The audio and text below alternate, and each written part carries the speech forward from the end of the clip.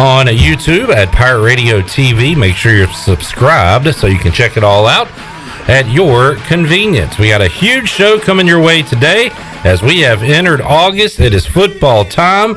ECU practice getting underway on Wednesday. We got some AAC Media Days coming up on Tuesday. So it's here, folks. Get ready for Pirate Football 2021. We'll get you ready for it with Ellerbe, who joins me to kick off today's show in just a moment. Brian Bailey will join us on the Fixed NC Live line at 3:30. High school football practice underway. We'll talk about that. His Dallas Cowboys playing Thursday night in the Hall of Fame game. And, of course, we'll talk Pirate football as well with Double B. Ronnie Woodward joins us at 4 o'clock. We'll also be joined by the newest AAA prospect for the St. Louis Cardinals. How about Alec Burleson? He has been called up.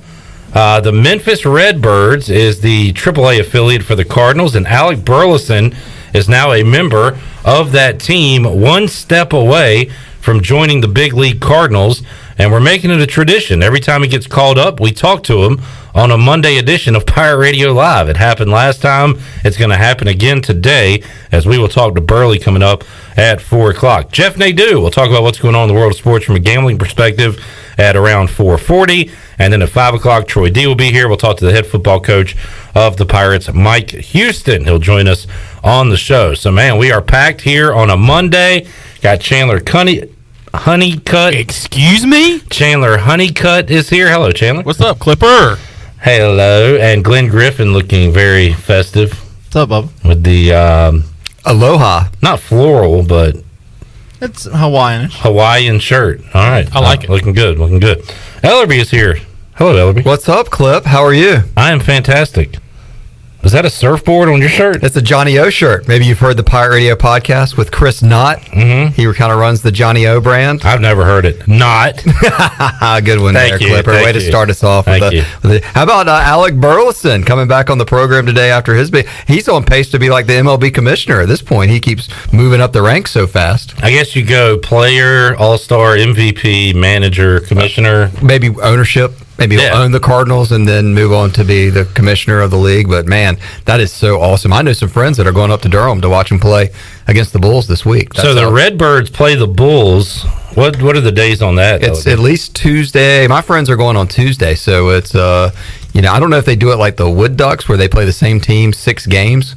I think that's kind of how they do it each week. They play the same team Tuesday through Sunday. I think I said the Red Bulls. Yeah, you said the Bulls. Durham Bulls will play the Red Birds. If they they merge, it would be the Red Bulls. I've got it here. It's Wednesday through Sunday. Tuesday is a 5-game set. No, it's Wednesday. It's not on Wednesday, Tuesday? Thursday, Friday, Saturday, Sunday. It's Tuesday. No, I'm sorry. I can't read. It's Tuesday. There is also a Tuesday. Burley is getting into Durham at, he said, around 3 o'clock. We'll talk to him around 4 o'clock. So if you want to see some Burley ball, you can head west a little ways. And I wonder, I think I just saw the news that Evan Krasinski, who was also on the Redbirds, got put on the 7-day DL. He got injured over the weekend, or he's injured, so he's not on with the team. So it could have been an opportunity. But also, Sean Armstrong is with the Bulls now because he got traded from the Orioles to the Rays, and the Rays are the AAA affiliate for the Bulls are the AAA affiliate for the Rays. So a couple Pirates in the triangle. Yeah, we could see an Armstrong versus Burley matchup. That would be awesome. In the next few days. Wouldn't that be cool? That'd be pretty cool. That would be a lot of fun. So if you're in the triangle, you're watching or listening, get over to the DBAP and check it out. All right. One thing that's not on the rundown, we already hit Burleson, but Ellerbe, this came out about 30 minutes or so ago. Added it. Huh? I added it. It's at the bottom of the rundown. Well, let's go to the bottom because we'll talk about this. Clemson and Florida State have reportedly reached out to the SEC about joining the conference. That, according to Mark Ryan, who is a program director at ESPN Upstate. Now, he's the only one, I believe, that has come out with this to this point.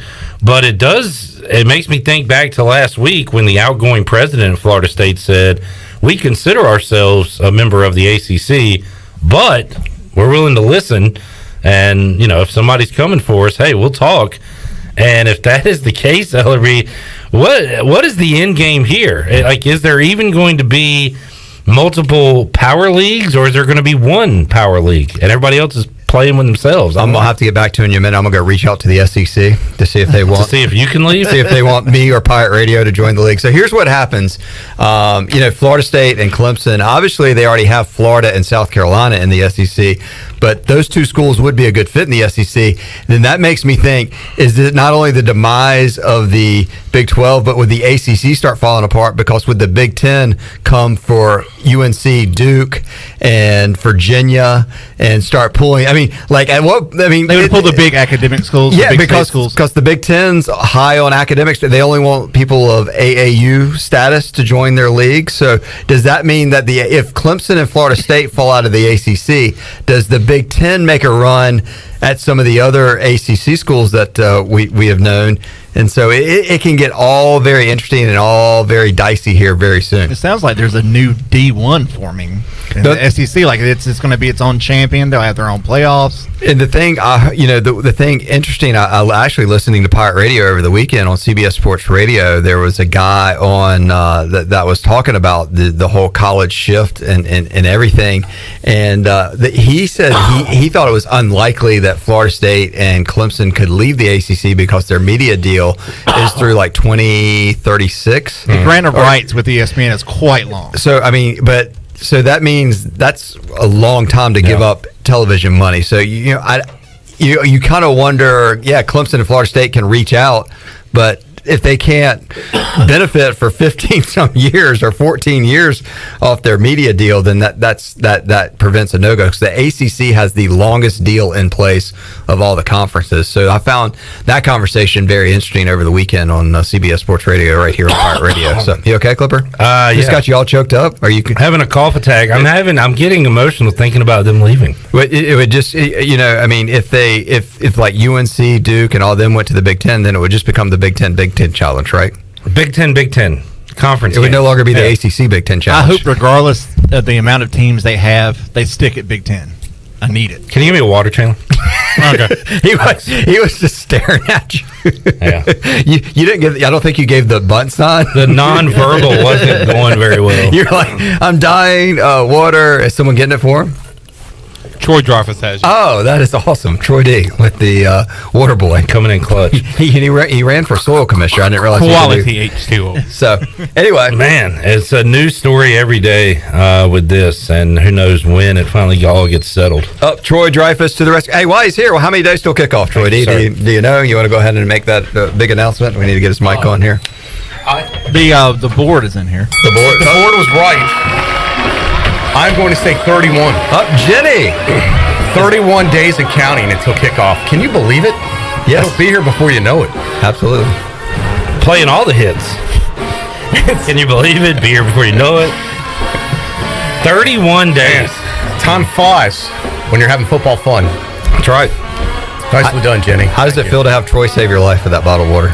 I tell you what, I feel a lot better. I appreciate it. Yeah. And I think I'm ready to go 3 hours now. All right, awesome. Yes. At least the rest of the segment. I'm just enjoying that Ellerbe and Troy D are in the studio together. Yeah. Wow. Look at this. Bringing it back. This is a throwback. This is a live at 5 throwback. My right goodness. Here. When was the last time we saw this? So, Troy, what do you think of Florida State and Clemson going to the SEC? I love it. I love the chaos. I think the more the merrier. I think it helps us if these big conferences get picked off that used to be untouchable. They used to be the only ones that were doing it to other conferences. I love the fact that the Big 12 is worried. I love the fact that now the ACC is concerned. It's fantastic. The one thing I couldn't be more ecstatic about it. So the one thing with the Florida State Clemson thing that I find interesting is we've already proven that Texas A&M really didn't have much of a say-so of whether they could get Texas in. So you kind of wonder with South Carolina and Florida if they want Clemson and Florida State. They're two schools that they already play on a regular basis. So yeah. they play each other every year. I'm going to say South Carolina has no pull in the SEC. But I mean, you just kind of wonder, like, well, if push comes to... I think all that's out the window. I read an article this weekend that said, everyone's assuming, SEC just wants to be the 16-team super conference. They said they may move on to a 30-team super conference. They might have a site where, hey, we're going to form this super conference with as many teams as they feel are worthy of the SEC, and in essence form their own NCAA governing body in many ways. If they pick off the best teams in the country, let's just say the biggest name brands, and let's just say it's 30.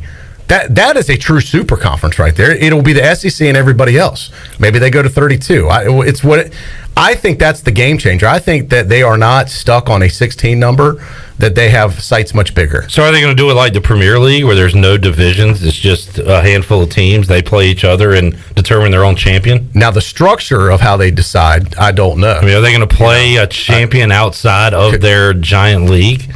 Do they even care about? I don't think they care about anyone else. I think they only care about the SEC and what they can get. I think once you bust on the other side of 18 teams, it's wide open. At that point, the focus is to form your own league. I mean, they're the cartel at that point. Yeah. They control it all. They hold all the.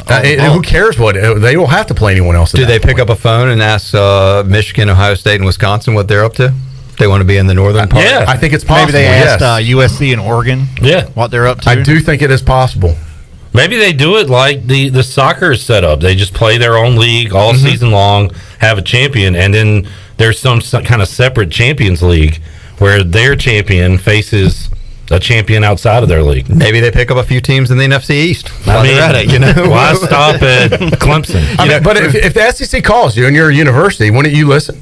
If you're Jerry Jones, you don't listen. You just say yes, sir.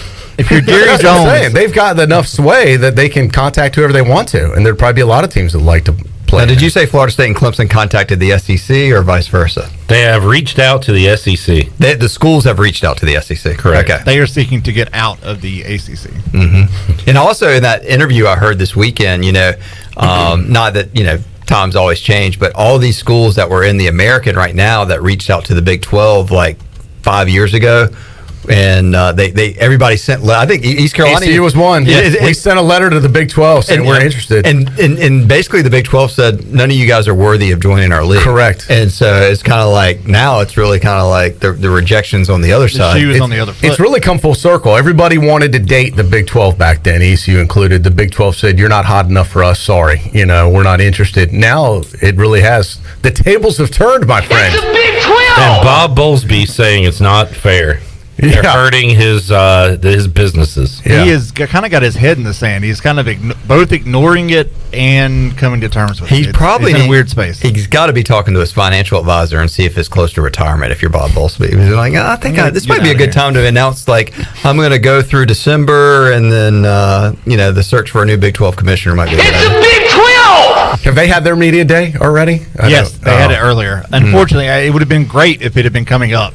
So this happened. They had their media day right before all this news broke. Yes, yeah. the week before. Yeah, it's a shame. This would have been great for the media day of the Big 12. So you put all the ADs together, and they came up with a plan to get out of the league. Yeah, media day tomorrow for the American. Mike Oresco gets his chance at the podium. He's been silent, working behind the scenes. So I cannot wait to hear his comments Tuesday and Wednesday. What if with the American media days? What if it's like an Aaron Rodgers unfiltered press conference where he just goes all out, no filter? Well, this is a fantastic conference, and we're going to grab USC and Oregon and UCLA and Michigan and Ohio State and Oklahoma State and Kansas to join the American. That's fantastic. I'm tired of the big Power 6. We're going for Power 4, which the AAC is definitely qualified to be considered as part of that. If you look at our strength of schedule and the success that we've had on and off the field, we are a Power 4 conference. I'll make one guarantee. He'll be prepared with his statements and bullet points I love and talking points. Hey, we need to, can we tap into that, by the way? Yes. With it being media day? I want to ask a question. What time is that going on, Glenn? Do you know? Tomorrow starts at 3 o'clock. We got the email earlier. All right, I'm going to, I'll do my best to effort to ask a question. I know we got a lot going on, a lot of moving pieces, but I'll try and tap into that thing and see if we can't get a good sound bite from Commissioner Resco. There you go. Coming up Tuesday, Wednesday. All right. You sticking around, Troy? I'm gonna head out. I'll be back with you at 5. You need another water? Are you good? Intern Troy's going to take off. I mean, can I get you a towel or any snacks? If I need one, I'll M&Ms. signal to Chandler, and he'll stare back at me blankly and do nothing. Yeah. Look, Brian Bailey's in the house. Oh, double B. Wow. Bailey will grab me water if I need one. Yeah, there if you I'm go. struggling. Yeah. Okay. All the big names are on today. Yes, we do. We got Bailey, Troy D, Alec Burleson, Coach Mike Houston. Come on in, B. Bailey, he brought a football. What are you doing? A Touchdown Friday promo? Right now. Yeah. Oh, God. Oh, man. Got our first injury of the year. Yeah. We joked with Bailey earlier. We actually had lunch with Bailey, and he's got a cool new logo for Touchdown Friday on Channel 9. We said, you want to just change it to Touchdown any day? Because remember, they were playing games all the time All the time. during the last high school And they football probably season. will again. And this is the first year you had Touchdown Friday in the spring and fall. Right. I was going to say you should just call it Touchdown Today. Yeah. Welcome to Touchdown, Touchdown Today. We might just do It's not that. bad, actually. Yeah. Maybe we should. Now, Troy- don't tell WITN that. They may not steal gonna- all your idea. Yeah. Troy's still Who's leaving. going to steal it? And he's out. Dang. Leave on a high A note. walk-off by Bailey. Clears the bases. Man. Good stuff. All right, ECU fall camp beginning on Wednesday. First practice, Ellerbe. Yes, that's going to happen.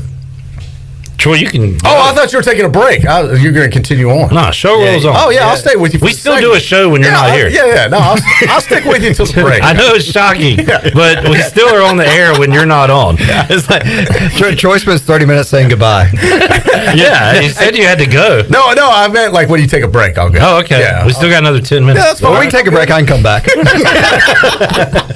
All right. This ECU is fall a Cold camp. Beach show.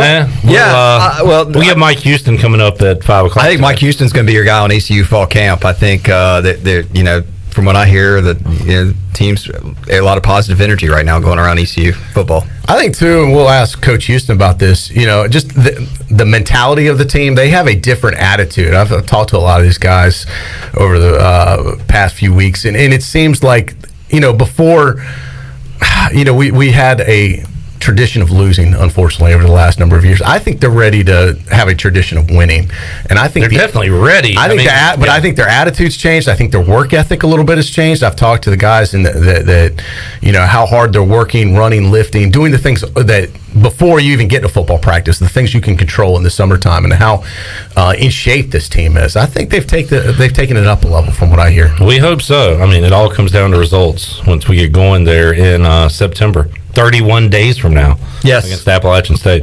All right. Do you guys know who Quinn Ewers is? Ewers. No. He is the number 2 prospect in the 2022 class, college football. He is committed to Ohio State.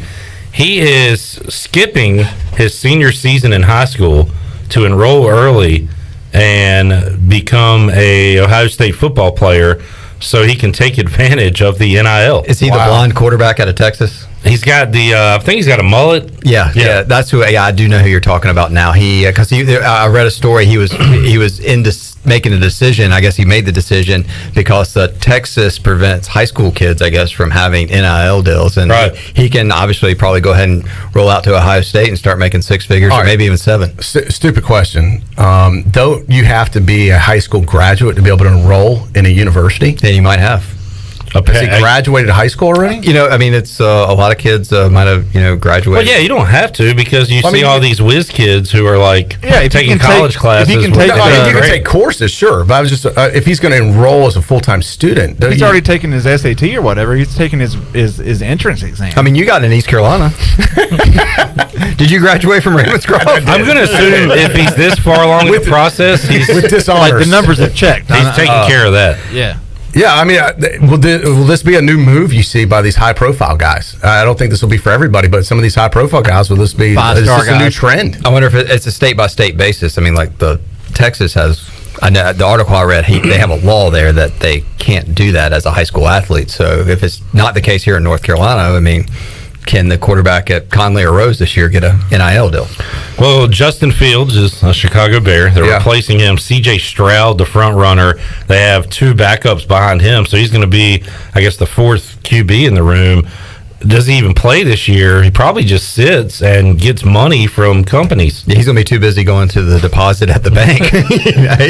He's not need to learn the playbook. Crazy deal. He's going to be out there doing commercials for car dealers. I guess they're doing deals thinking he will be one day the guy. But right now he's the 4th-string quarterback. You sign him early and get him for 1-0 less on the contract than you would have had to pay when he's the starter. Mm-hmm. And he's going to walk into that locker room with all this cool merch, swagged out. A 17-year-old or whatever, 18-year, sounds problematic.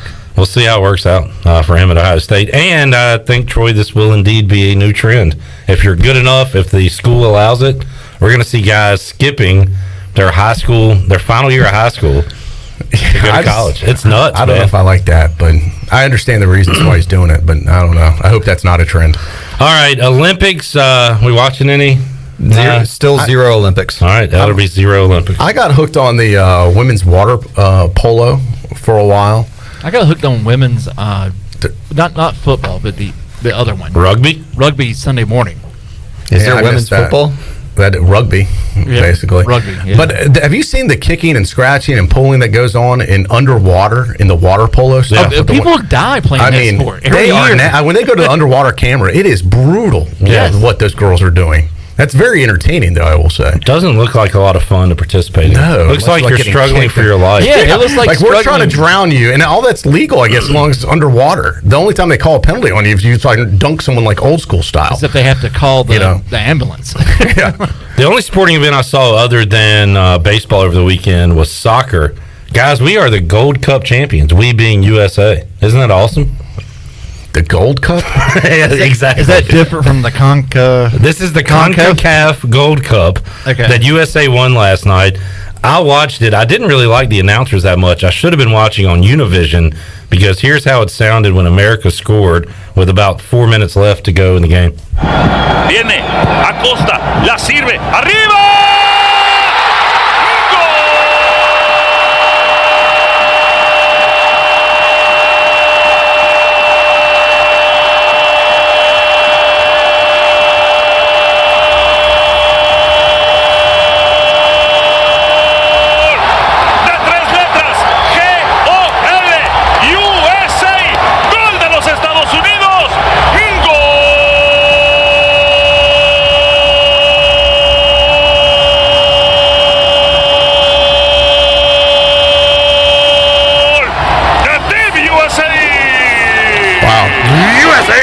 That guy's got a great diaphragm, lungs. What an incredible way to hold a note that long. That is amazing. The only thing longer has been your appearance on my segment. I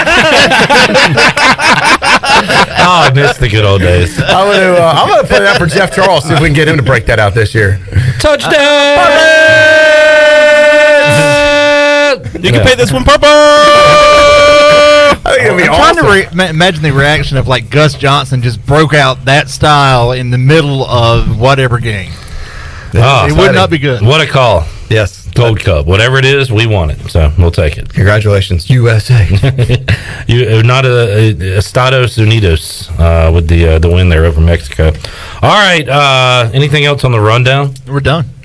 All right, we're good to go. On the run, I ran 10 miles this weekend and did 5 10-minute workouts in the F3 Sasquatch. Congratulations. Did y'all hear about the Sasquatch? I could encourage you guys to join. I heard it, Podcaster 27 on Pirate Radio. Yes. Evidently, the marketing was pretty damn good on Pirate Radio because it was a record crowd, I would say. What did you have, a couple hundred guys? They had 225 people sign up, and people did it across the country, and then some virtually, and then 135 showed up at Town Commons for a record event. Go to f3enc.com if you want to learn more. That is awesome. About F3, so it was a fun event. Ellerbe ran 10 miles on Saturday. I slept 10 hours on Saturday. Yes. So kind of all doing things. Everybody's getting their work in. Everybody has their skills. Yes, that's Everybody has their own Everybody's got to have their own like pre-camp routine. Yeah. You know. I got to get ready. I needed some recovery time. But that's good. Congratulations on that. Thank you. You put a lot of time and effort in it. It was a lot of fun. It was a great team effort by the F3 groups. I can't wait to hear the 4 o'clock interview with Alec Burleson. What are you curious to know about his AAA moving up clip?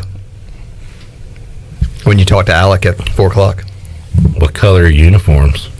I don't know. They're red. We're just going to talk to him about a season. I guess we can ask, and he doesn't really have any control or know anything about this, but, when is that MLB debut potentially looming if he plays well? Could it be 2021? Is it more 2022?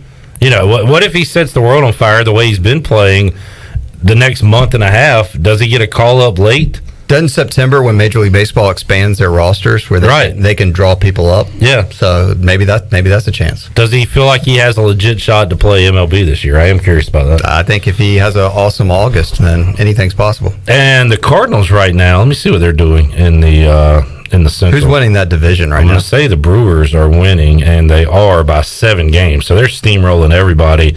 Cardinals are still in a wild card hunt.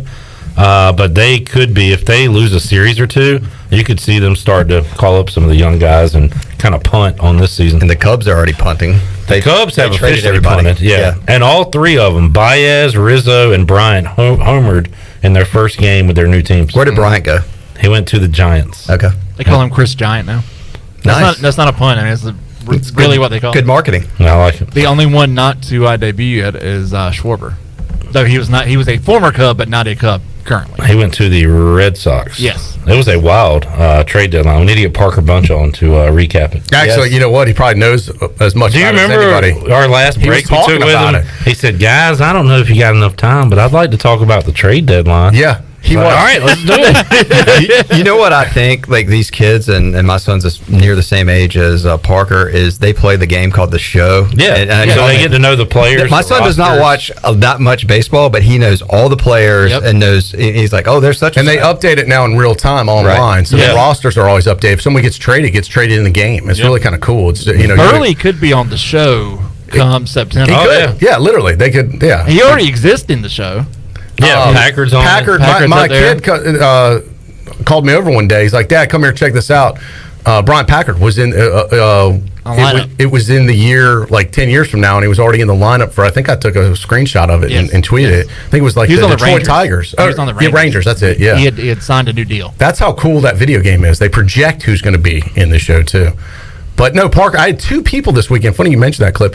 Asked me when is Parker Bunch coming back on the program. His appearance on Pirate Radio Live created they named a beer after him at Naughty Dog called Hitting Dingers. It's a new lager out there. So go try that. 13 years from now, he can actually try it. Parker Bunch already getting NIL deals. Yes, that's crazy. Foregoing his middle school. Yeah, he's foregoing his 12-year-old year in Greenville Little League. So he can do an NIL deal. Yes. He's going to be appearing at Sub Dogs with Marvin Jarman later this week. Ellerbe, thanks for hanging out. We'll see you. And Troy D, we'll see you at 5. See you at 5 with Coach Houston. Brian Bailey joins us live in studio when we return. I hadn't seen Double B in a while. I accidentally just hit him in the nose, so he might be angry at me. Should be a good segment. You definitely want to jump on YouTube and watch and see. It's going to be a fight. Double B joins us when we return after this.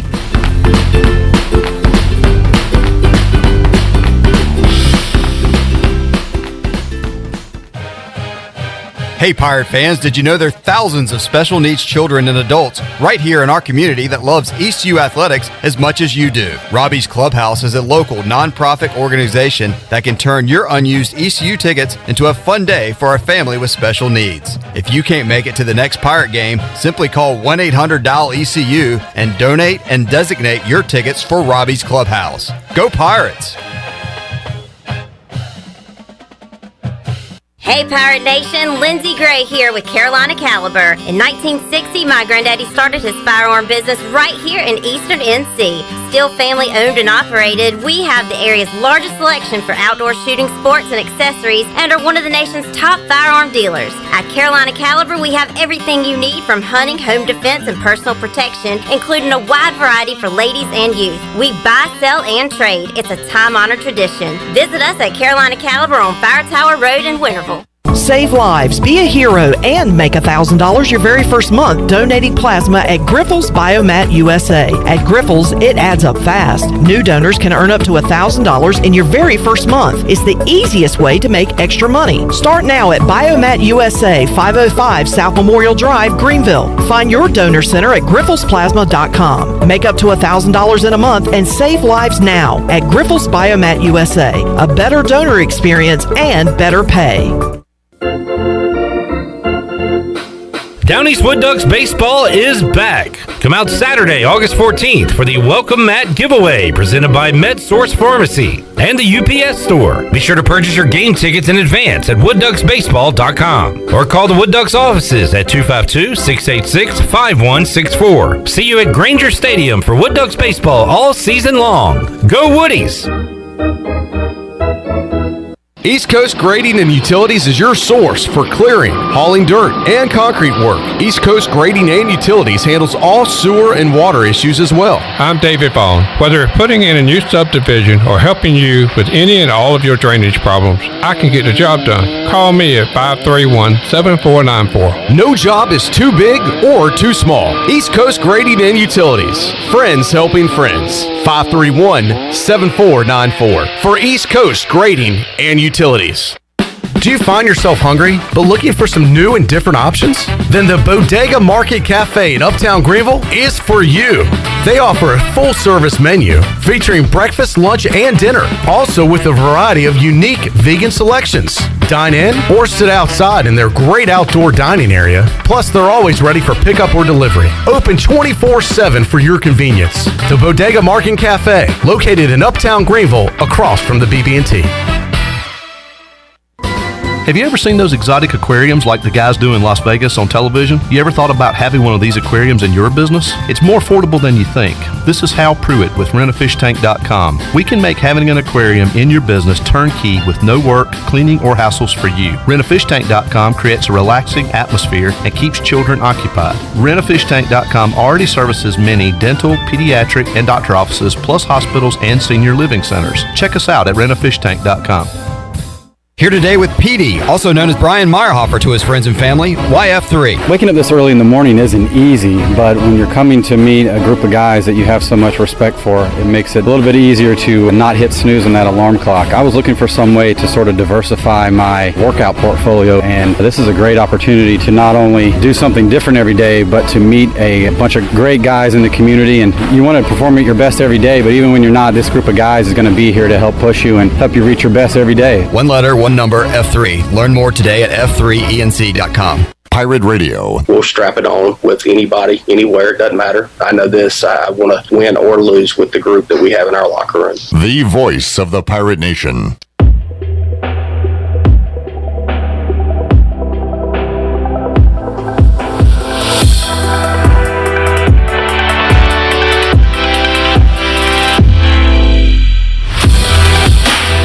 You're listening to Hour 1 of Pirate Radio Live. Do you need custom t-shirts, apparel, or promotional items for your business, organization, or event? Keep it local. Print it local with University Sportswear. Contact them today at universitysportswearenc.com. Now, back to the show. Welcome back to the show. Tommy's Express Car Wash. Come experience the difference at Tommy's. Now open at the corner of Greenville Boulevard and Red Banks Road.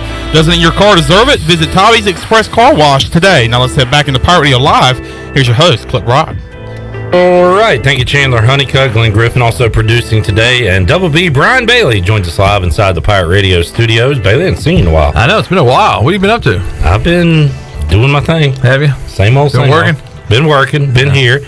Kind of biding time before we go into full throttle football mode. It's about that time now with high school practice starting. I saw you were out there today, right? I've been to 3 practices so far, heading to Rose in just a few minutes. And then I've had 2 crews out today. So we've got practice from Jacksonville, Havelock, New Bern, White Oak, Conley, South Central, Aden Grifton, Rose. It's been a busy day. West Craven later on tonight. We talked to Will Bland, had him on the show last week, planning to get Nate Connor on this week, start to talk to some of these coaches. And then next Monday, one of my favorite days of the year, Bailey, we're going to Parker's Barbecue for Media Day. Yeah. I'm always excited about that. The very first Brian Bailey show is preempted because of the Parker's Barbecue for the high school coaches. But we're going to be on Tuesday at noon to kick off a new season. Brian Bailey show back next Tuesday. Yep. Exciting news there. Bailey, and Will Bland mentioned it towards the end of the show last week. New conference for Conley, Rose, And he went over it. Who are the newcomers? Well, the newcomers would be Jacksonville, coached by Bo Williams. His dad, Chip Williams, was a longtime coach at New Bern and J.H. Rose, and I think he was at Bertie as well. But you got Jacksonville in the new league. You got Havelock in the new league. And Havelock and Jacksonville battled for years in their league. Now they're in this new league, and they're both really, really talented. It's Northside Jacksonville's also in that league. So who's out? The Wayne County schools? The Wayne County schools basically were replaced by the Onslow County schools. And, the records show that our Pitt County teams were able to beat on them pretty good. Oh, yeah. And now you're replacing them with some heavyweights. Oh, yes, you are. I mean, Havelock lost 18 seniors from their spring team, so they'll have to reload, and they will reload. They'll be really, really good. Alan Wooten is their coach, and they'll be really good. Jacksonville will be really good. I think Rose is going to be good. Conley's going to be good. And South Central, I mean, somebody's got to lose. I know. That's what I'm thinking. I'm like, the preseason poll is going to be like one tied for first. Yeah, exactly. Tied for second. I'm looking forward to it. And the coaches today, to a man, they are all just really excited about being back out. The thing that I was really interested in is because we just played a spring season. We finished up in April, and the state championships, I think, were the first or second week of May. Yeah. And now they're already back at it. But the coaches said, it was just so different last year. Like, this feels normal. It's August. It's hot. It's humid. We're out here practicing, and then we'll go in. Because you think back to February when they started football practice, and it was 25, 30 degrees outside. When is kickoff Friday, Bailey? When's the first August Friday? 20th. Okay, will so be the first Friday night. 2.5 weeks away. Yeah, so we go, and I believe it's next Wednesday. Nate Connor told me that Tarboro annually comes to Conley and plays a morning scrimmage, which is great for me because I got mornings free, so I can go to the scrimmage and do a little bit of stuff, and you get a chance to visit with Jeff Craddock at Conley and Nate Connor again at D.H. Conley. So they're going to do that again, and that's a week from this coming Wednesday. We said our goodbyes to Nolan Knight last week on the show. He's heading off to Alabama. I saw that when I was on vacation. I watched some of that. That was because that was kind of funny because he said, you guys said something nice about me, and I thought, well, that's pretty nice. I'm on vacation. I'm watching the show, and this said something nice about me. That's we talk good about you all the time, Bailey. Except for Troy. Hell yeah, except for him. Are you? And it's never a good time. I always say this to lose a number 2, but heading into football season, are you bringing in somebody else to help out? We're working on it right now. When a job opens like that, you get so many people that want the job and people that think they can do the job, but it's really a different type of job because there's so much that goes into it. I mean, you have to be able to be on I remember when I graduated and I thought I could, I ruled the world. I didn't know a thing. And when I got down to Channel 9, I realized I didn't know anything. But it was a good opportunity for him, and I think he hated to tell me about it when he was telling me, but I said, look, you got to do what's best for you. Yeah. And so we'll find somebody and we'll keep it going. Kelsey O'Donnell's doing a great job for us on the weekends right now, and she's holding down the fort there. She does a lot of things at Channel 9, so she's done a good job with that. And it's just difficult when you start thinking, hey, we're getting ready to start football and we're getting ready to get into it. So well, touchdown Friday, back on for another year, so that's exciting. 11:05 every Friday night, so it's gonna be awesome. Looking forward to that. That's gonna be fun. Your Cowboys Thursday night. Dallas football Cowboys will be playing Thursday night in the Hall of Fame game. Yeah, and that's, the Hall of Fame game, obviously, you can almost have a wager how many players, of all the players on the field for Pittsburgh and for Dallas, how many will be still on the roster when it comes, September, the whatever. How many players will you recognize the names of when you tune in Thursday night? Over under like 8.5 or something. Yeah. So, look, I'm going to tune in just to see some football on the television. It's not going to be great, but Cowboys Steelers will play that, and then every team will get underway next week. Washington taking on the Patriots next Thursday, and they'll only have 3 games. Your Cowboys will have 4 preseason games due to the Hall of Fame. 4 too many. I got a buddy who's going. He goes to Canton every year. Bailey, have you been? I've been to Canton. I haven't been, for the ceremonies and everything. I think that would be the great time to go, and this would be a great. I found out today Greg Pierce is going. Okay, East Carolina. He's a big Cliff Branch guy, right? That's the original '88 or something. Is that right? Drew Pearson. Pearson's that. Well, which one's going in the Hall of Fame? Drew Pearson. Oh, so I had the wrong name. Yeah, he did. I thought you were just saying that to have fun. No. Well, who was here last week when I said that's Branch? experience. You're like, yeah, somebody agreed with me. So Drew Pearson, my apologies, Cowboy fans. Yeah, you should get some angry letters on that one. I got one typed right now. That was blasphemy. All right, what else has been going on since you've been gone? The Cubs don't have any players anymore. Yeah, that was so disheartening because I really thought they were going to leave him somebody. I was hoping that Rizzo would stay. And then I thought, man, he probably will go. Brian will stay, and then Baez, and then I knew Kimbrel was going to be gone. But the only good thing is now I have the major league ticket, so I can just watch all my favorite Cubs play. I just got to watch 18 games. They're all over the place. Then they all homered in their first game for their new team. That was crazy. Rizzo somewhere at every game, I think. Yeah, it seems like it. He man, that stinks to see him in the other pinstripes, don't it? It does. Tough to look at. Yeah. All right, Bailey, we got fall camp for East Carolina beginning on Wednesday. We'll talk to Mike Houston at 5:00. What are your storylines? What are the position battles? What are you looking forward to seeing coming up this week? I just want to be out there and be normal again, shoot some video, stay out there and wait for Coach Houston to come over to talk to us, and just really looking forward to all that. When you look at position battles, I think the defense is going to be so much improved, and I agree. I think that's going to be something just to watch the whole defense go at it. And I think the offense, they showed signs that they can play with anybody in the country on offense, and they can just keep some consistency. I really think the offensive line is going to be better, and that's going to be better for the running game. And I think the running game improving is going to help the passing game. I really think that Appalachian State's a really good football team for the first game. I think that's trouble there as far as your first game goes. You'd like to have somebody that you go in and get a little beat down maybe on, but you're not going to get a beat down on that bunch. But you can still certainly win the game. I was kind of surprised at the point spread when it came out. Is it going down? I'm looking at it right now. It was like 11.5 last time I looked at it.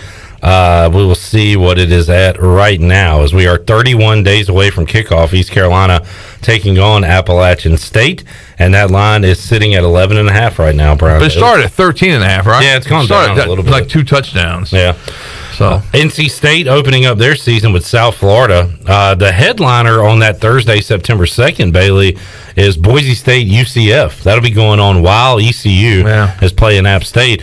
And by the way, week 0 is still a thing. Games are going to kick off on August the 28th. So later this month, Nebraska, Illinois, Hawaii, UCLA, and a couple other games are going to be playing in that week 0, which ECU was scheduled to play there last year. Yeah. With Marshall, right? Yeah, they were. And thankfully, we've got a schedule that maybe we'll go by this year, because you know how it was last year. And it was rumors are, they might not play, they might not do this, do that. And hopefully, I think Coach Houston said he's got 122 of 125 vaccinated. That's a great number. I'm interested to see what Mike Oresco says yesterday. Greg Sankey from the SEC said that this year there was no rescheduling, there was no canceled. There's going to be a forfeit, like a winner and a loser, depending on who caused this game not to be played.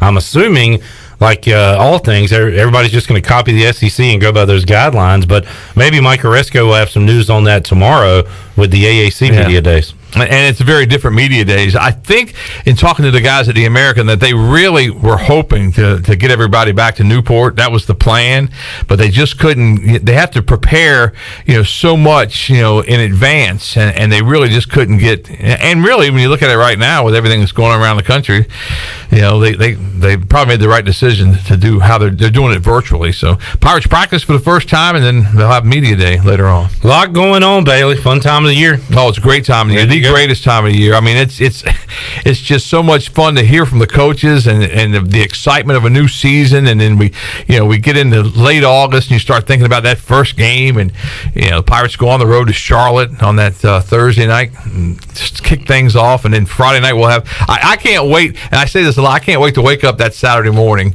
and just kind of chill, because that's going to be a busy that Thursday and then that Friday. Yeah, that's going to be crazy. But it's just so much fun. I mean, it's busy, but it's not that we're complaining busy. We just know how it's going to be, and it's just going to be, wild to get through that thing.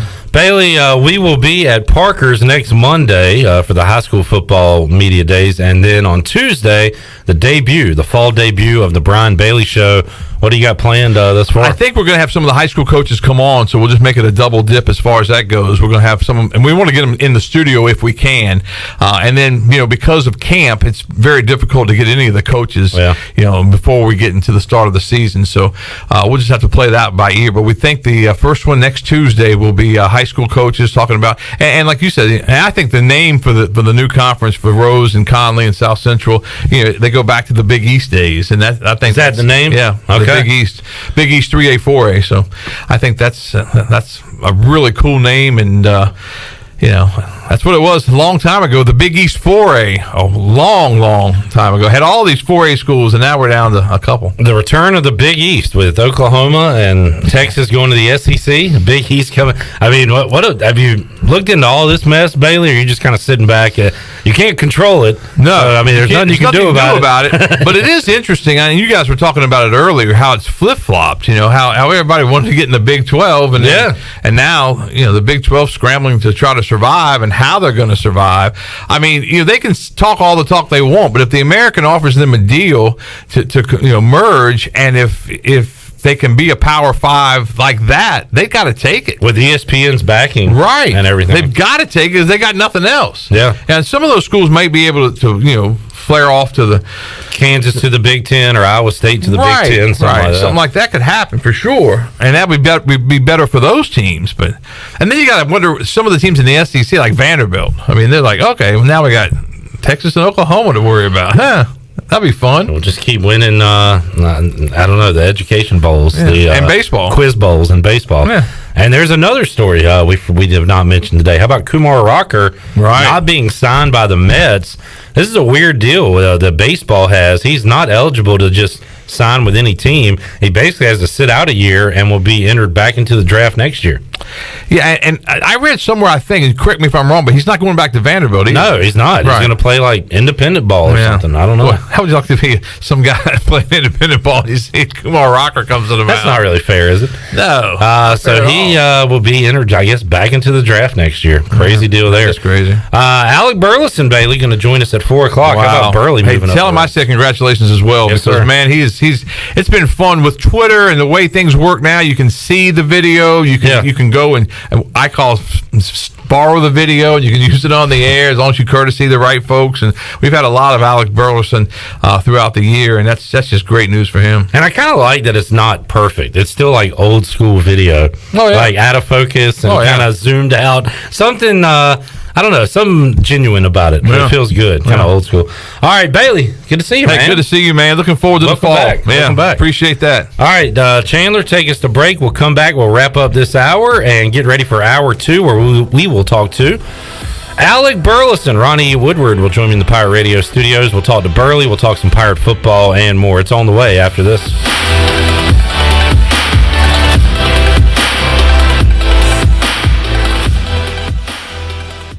Hey Birdland, experience an Orioles game this season with the convenience and privacy of your very own suite. Choose from an array of options and prices to gather with family and friends or entertain clients. Each suite features climate-controlled interior seating, a private restroom, and comfortable outside seating. Plus, enjoy the best views of Camden Yards. Suites can accommodate 8 to 22 guests. Capacity is limited, so select your dates and purchase tickets now. Learn more about single-game suites at Orioles.com/suites. Weekends are made for AJ McMurphy's. Start your Sunday fun day at AJ's. AJ's is now serving brunch from 11 a.m. to 2 p.m. and a build-your-own Bloody Mary bar. Enjoy your weekend with live music on Friday night and Saturday night with no cover charge. And you can catch all of the MLB and ECU baseball action on AJ's TVs. See you this weekend at AJ McMurphy's, Turnberry Square at Bell's Fork, and on Facebook, Instagram, and Snapchat. Have you stopped doing your favorite activity due to chronic aches and pains? Let Eastern Physical Medicine and Rehab help. They provide regenerative injection therapy that can help with osteoarthritis, joint pain, carpal tunnel, and plantar fasciitis. Eastern Physical Medicine and Rehab will help you get back into the groove. Eastern Physical Medicine and Rehab, 2245 Stantonsburg Road, across from the hospital. Call 215-9294 for an appointment today. Here with Mike Mullis from Fixed NC. And Mike, you were telling me the other day, people ask you all the time, I didn't know you did that. What does that mean? You know, anything that involves property damage repair, call us first. If it's your crawl space, you've got interior humidity issues, a water loss, your ice maker line breaks, obviously fire and smoke, everybody knows we do those, but anything that involves interior or exterior property damage, we're your repair experts. Mike, how can everybody get in touch with you? 252-999-0001 or fixednc.com. I can't think of anyone who doesn't love a clean car, but how often do you actually go to the car wash? Does it take too long, or maybe it's just not a very nice place? Tommy's Express changes everything. Our wash is bright, inviting, clean, and fast. I love the flat conveyor belt. So easy to pull onto, much smoother ride, and safer for my car. And when you join Tommy Club, you can wash as often as you like for one low monthly price. I save money and time. We're Tommy's Express. Tommy's Express Wash, now open on the corner of Greenville Boulevard and Red Banks Road in Greenville. Although innovative new resources such as digital media and social networks have grown in popularity, smart marketers recognize that printing is a mainstay. We live in an age of computer hacking, scams, and fly-by-night businesses, so it's reassuring to consumers when they receive printed marketing pieces. It exemplifies business confidence and conveys a high level of commitment. It also fosters trust, which leads to engagement and ultimately brand loyalty. When you're ready to grow your business, come to PIP, where business goes to grow. Chico's Mexican Restaurant is the home of the best margaritas. Grab your amigos and head to Chico's every Tuesday for the Gulp of Mexico, a huge 46-ounce lime margarita for only $6.99. On Thursdays, relax and enjoy half-price pitchers of Chico's house margaritas. Choose from lime, strawberry, blood orange, raspberry, or peach. For Mexican food and fun, it's got to be Chico's Mexican Restaurant in downtown Greenville and online at chicosrestaurant.com. Chico's, where the fiesta never ends. This is Stephen Igo. You've heard from me plenty on Pirate Radio Live and perhaps have read some of my work on hoistthecolors.net. Now, get an extension of our in-depth coverage on the Hoist the Colors podcast. From game previews to immediate post-game analysis to emergency podcasts for breaking news, we've got you covered. A cast of guest co-hosts from fans, former coaches, and other writers join me for 2 podcasts weekly to break down all things ECU athletics. Subscribe to Hoist the Colors now on Apple Podcasts, Spotify, or Google Podcasts. Hi, this is Parker Bunch. When I'm not hitting dingers or going viral, I'm listening to Pirate Radio, the voice of the Pirate Nation.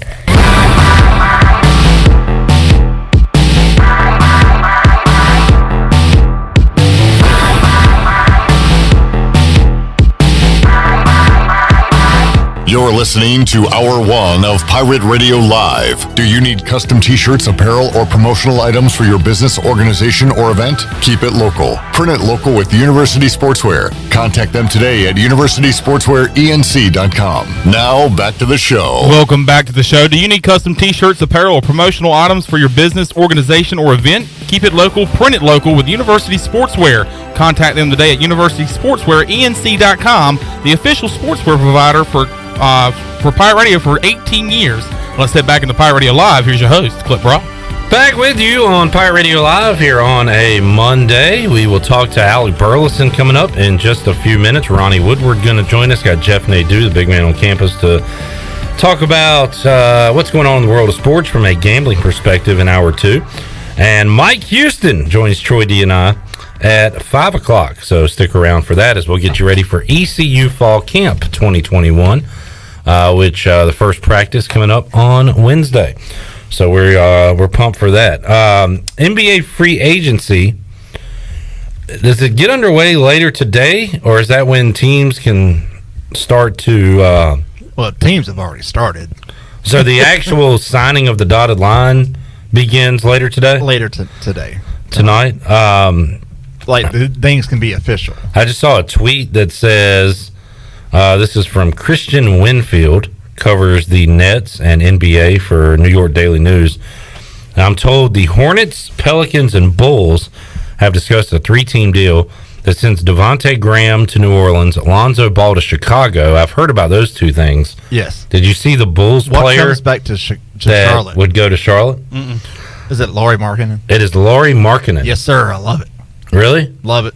Okay. I don't have an opinion on shoot. it. I mean, he's a big who can shoot. Lauri Markkanen. And I love the Kai Jones pick in the draft because that's a big that can go get lobs. And we being Charlotte, added a guard in the draft in Book Knight. That can play off of Lonzo. Losing Devontae Graham wouldn't be that big of a deal. Yeah. I would have liked to have gotten Lonzo back there. That would have been really cool. I don't know. Two balls backcourt. It would have been so aesthetic. Oh, just aesthetically pleasing. Just for the tweets. It blew my mind when I found out that Kai Jones was going to be our pick at 11 initially. Yes. And then Book Knight fell so much that we got him at 11, then we're still able to trade up and get Kai Jones. Which makes me... I'm happy for it because I feel like we got what we targeted as an organization, but at the same time, it makes you wonder, man, are our evaluations crap? Because we picked both guys that seemed to drop in the draft. Nah, I don't know. I mean, you got to question that. If other teams were not as high as Charlotte was, then maybe those picks were not great. Well, we can judge off past history and say their evaluations have been crap. Outside of LaMelo, they have not done well. Which was historically a gimme. So yeah, there's that. I mean, the Hornets going into next season are playoffs or bust at this point, right? Like James Borrego's got no excuse not to make postseason. And sure, I mean, you got to be around that. You would hope six, 7. I mean, we were on the cusp last year being in the play-in tournament, so I believe that this is a year that James Borrego needs to prove because he's got the young talent there to make the playoffs. So, and James Borrego, I believe this is going to be his fourth season with the Hornets. So it's playoff or bust. Sixers, Nets, Bucks clearly ahead of Charlotte. Are the Hawks? Yes. Okay. Yeah. The Heat adding Kyle Lowry and maybe DeRozan too. Are they ahead of Charlotte? Yeah, because they got shooting to go. Okay, that's that. 5. Are the Knicks ahead of Charlotte? Depends on what they do. Celtics? No. Wow. Wizards, Pacers. So I mean, the 6th spot is up for grabs. I would say 6, 7, 8 is totally doable. Yeah. So there you go. All right. Ronnie Woodward is here. We're going to take a timeout. We're going to come back. We're going to call Alec Burleson, who has moved up this year. He's already gone from high A to double A. Today, he has gone up from double A to triple A, one step away from making the show, making it to the big leagues. We'll talk about the whirlwind that has been 2021 for Alec Burleson, and he'll be playing in front of a lot of fans the next few days on into the weekend as his Redbirds take on the Durham Bulls in Durham. We'll see if he can hit the bull. We'll talk to Alec and Ronnie Woodward when we return on Pirate Radio Live after this.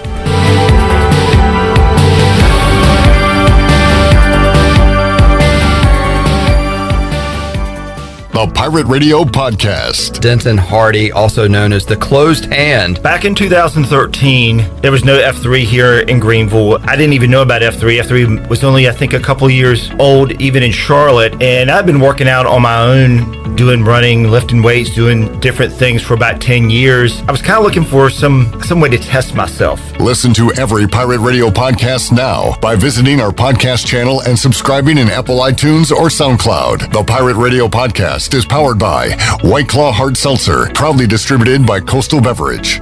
Hi, this is Karen Staten with AG Home Solutions. Thinking of remodeling? We are your one-stop shop for all your home design needs. Our AG Home Solutions design team has over 25 years of experience. Need a new bathroom or kitchen? Looking to upgrade your cabinets, countertops, tile, or flooring? The Design Center is open to all homeowners and contractors. Call us for an appointment. Visit agshomesolutions.net and mention Pirate Radio to receive a $100 discount through the end of August. AG Home Solutions, turning your remodeling dreams into reality.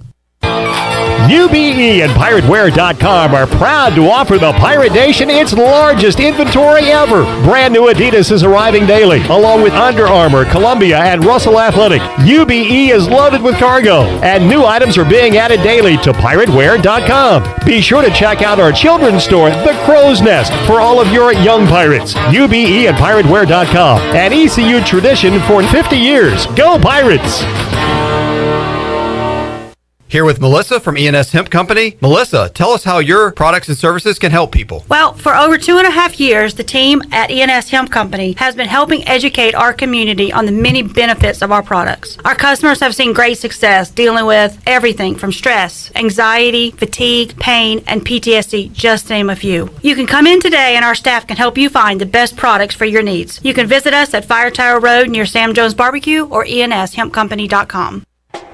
Hey Pirate Nation, this is Amanda Houston, and when it came time to make the game-winning play for relaxation at our house, I made the right call to Jamie Lang and Carolina Hardscapes. Jamie and his team built the backyard oasis of our dreams with a beautiful custom paver patio, outdoor lighting, and fireplace.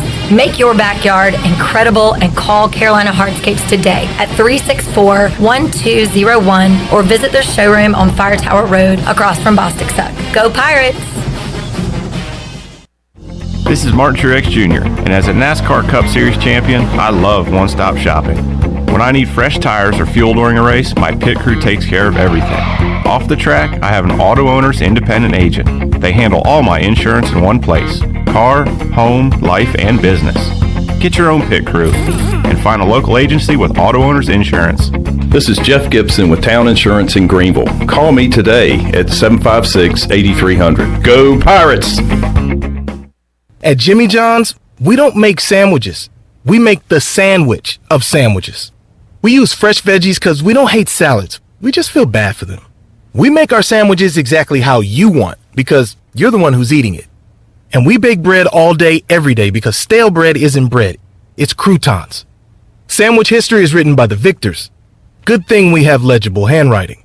Jimmy John's, the sandwich of sandwiches. Order pickup or delivery on the app. At US Cellular, we believe everyone should get more of the latest 5G technology for less of your hard-earned money. Right now, everyone can get a free smartphone, whether you're a new customer or not, with no trade-in or hidden fees. US Cellular, America's locally grown wireless. Terms apply. See uscellular.com for details. This is Brandon Tate, owner and operator of Atlantic Wireless, an authorized agent for US Cellular since 1997. Visit atlanticwireless.com to find the store near you. We go beyond the call. This is Pirate Radio, WGHB Farmville, W224EI Greenville, WDLX Washington, and W281CH Washington.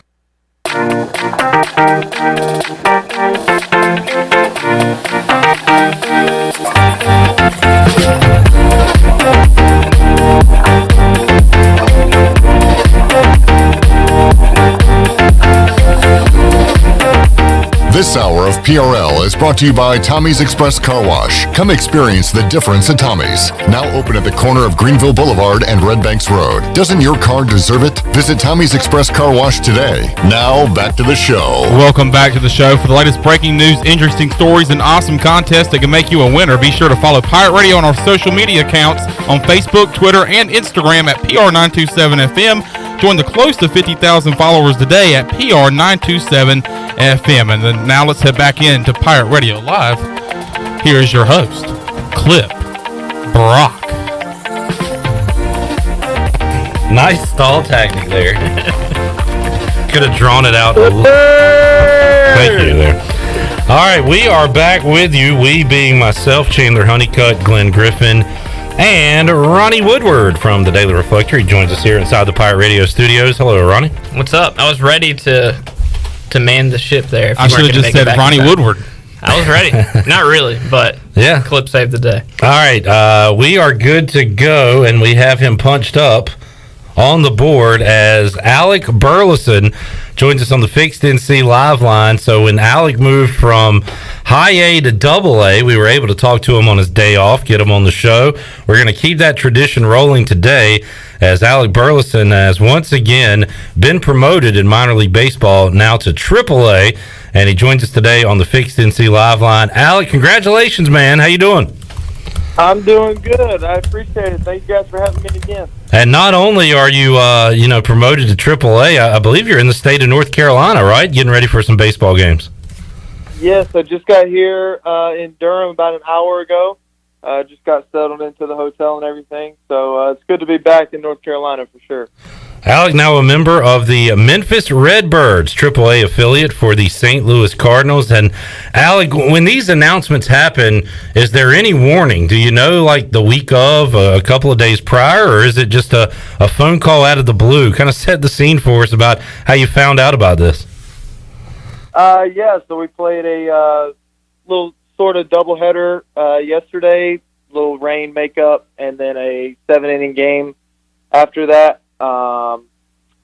And after the game, manager calls me into the office and says, "Hey, you're going to AAA." So there's not much notice. I think they know. Obviously, they know before me, but I think they know a little bit ahead of time, so that they can, get travel arrangements and stuff. But no, it just kind of comes up on you after a game. You're getting undressed, you're ready to shower, and the manager says, "Can you come see me for 2 minutes?" And then 2 minutes later, you are packing up your bags and heading to wherever you're going. So, it just kind of springs up on you a little bit. Hey, Alec, what's up? It's Ronnie. I'm at your looking at your baseball reference page, by the way, which baseball reference is like the greatest thing ever. If you have, I'm sure you've looked at it yourself, which is pretty cool. But 14 home runs at AA. I mean, I'm sure you've been asked this, but I mean, is there a way to describe just the power surge you've kind of been on this summer? And I know it hasn't come easy, but it seems like it's come natural. I mean, what has that kind of been like at each level to just, consistently produce? I mean, I guess how proud are you of that? Yeah, it's something that I feel like was a knock on, prior to the draft and during the draft. It was a knock on me about my power and if it was ever going to come around. And I mean, I think I told everybody the same thing, and that it's going to come with, getting in the weight room and attacking the weight room differently rather than being a two-way player. And, obviously it's showing. And, yeah, I mean, it's definitely something I'm proud of because, like I said, people doubted it going into the draft. And, I'm happy that the Cardinals took me and believed in my ability to come through with that power. And yeah, so it's something I'm proud of, and it's something that obviously didn't come easy, like you said, and it was a lot of hard work in the off season, and I think the COVID year helped me out a little bit with being in the weight room more. But yeah, definitely proud of it, and definitely feel like proving some people wrong. Quick follow-up on that. I was going to ask about the going out of the two-way thing, I guess, and getting to pro ball. Has there been any other guys that you've ran across that were in similar situations? Or they pitched some in college, but now they're focusing on hitting? I mean, it sounds like that's really helped you, and what's that been like to focus on one thing? And do you get any bullpens in, like, on off days or anything to kind of have fun with it, or no? No, I think the closest I get to a bullpen is throwing with the pitchers, warming up in right field and throwing them some change-ups and reliving the good old days of being on the mound. But no bullpens or anything. But not too many guys I've ran into that did the two-way thing. I know there was one very similar to me. He's actually on our team. Our center fielder, Justin Turner, he went into college to be a pitcher, not even a two-way, just a pitcher, and obviously he's playing center field in AA baseball for the Cardinals. And then we had a pitcher that went into pro ball as a hitter, and now he's one of our top bullpen arms in AA. So, it's definitely a different route going from being a two-way to just picking one or the other. But I think just the knowledge of being a pitcher and being a hitter, I think that knowledge has really helped me out as well. So just having that background obviously helps me. Alec Burleson joining us on the Fixed NC Live Line, the newest member of the Memphis Redbirds, AAA affiliate of the St. Louis Cardinals. And Alec, as you've gone through your baseball career, there's different levels. And I mean, you go back to like from Little League to Babe Ruth, from Babe Ruth to high school to travel ball, travel ball to college. And then as you make these steps in minor league baseball, how much of a notice have you seen the competition getting better, getting tougher to face? Because as Ronnie went over your numbers there, you've just been on a tear the entire year. Is it a noticeable level going from high A to double A? And then, you haven't seen it yet, but I got to imagine it's even a tougher level when you go double A to triple A when you're facing these pitchers. Did you notice it much, high A to double A? Yeah, there's definitely a jump for sure. The game, just the all-around game itself is a tick faster. Just getting balls in from the outfield, guys are looking to take the extra base. Where in high A, you may have one of those guys in a lineup that will do that. Where you've got 4 or 5 guys in a lineup that want to do that. From a hitting perspective, pitchers know how to pitch, and they're obviously in double A because they've I guess fine-tune their craft a little bit, and they know what they want to do, and they can execute it at a high level. And then, going to AAA, it's just going to be even more advanced, and they're going to be able to do what they want to do more often, and still going to have the same approach, still going to, try and pick the pitcher's brain on, put myself in his shoes a little bit on what I've done in past at-bats or the pitch before, stuff like that. So my approach isn't going to change too much, but I in the back of my mind, I do know that if they want to do something, they're more than likely going to do it, and it's on me to either hit the mistake if they don't do it or, execute, hit their best pitch. So, yeah, there's definitely been a jump, and I'm looking forward to seeing that jump as well here in AAA. Alec, I talked to Spencer Brickhouse earlier in the season, and I asked him about the schedule in minor league baseball this year, and he said he actually liked it. I think he had a kind of set day off each week, and then, of course, everybody gets Monday off. How about you? It seems like a grind, but do you like the routine of playing Tuesday through Sunday and having Monday off? How's that going for you so far?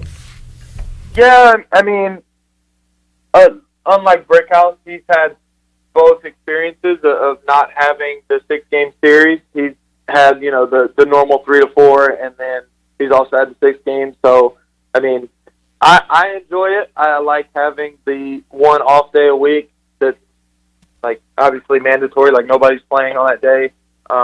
It's good. You can kind of plan out your weeks a little bit easier.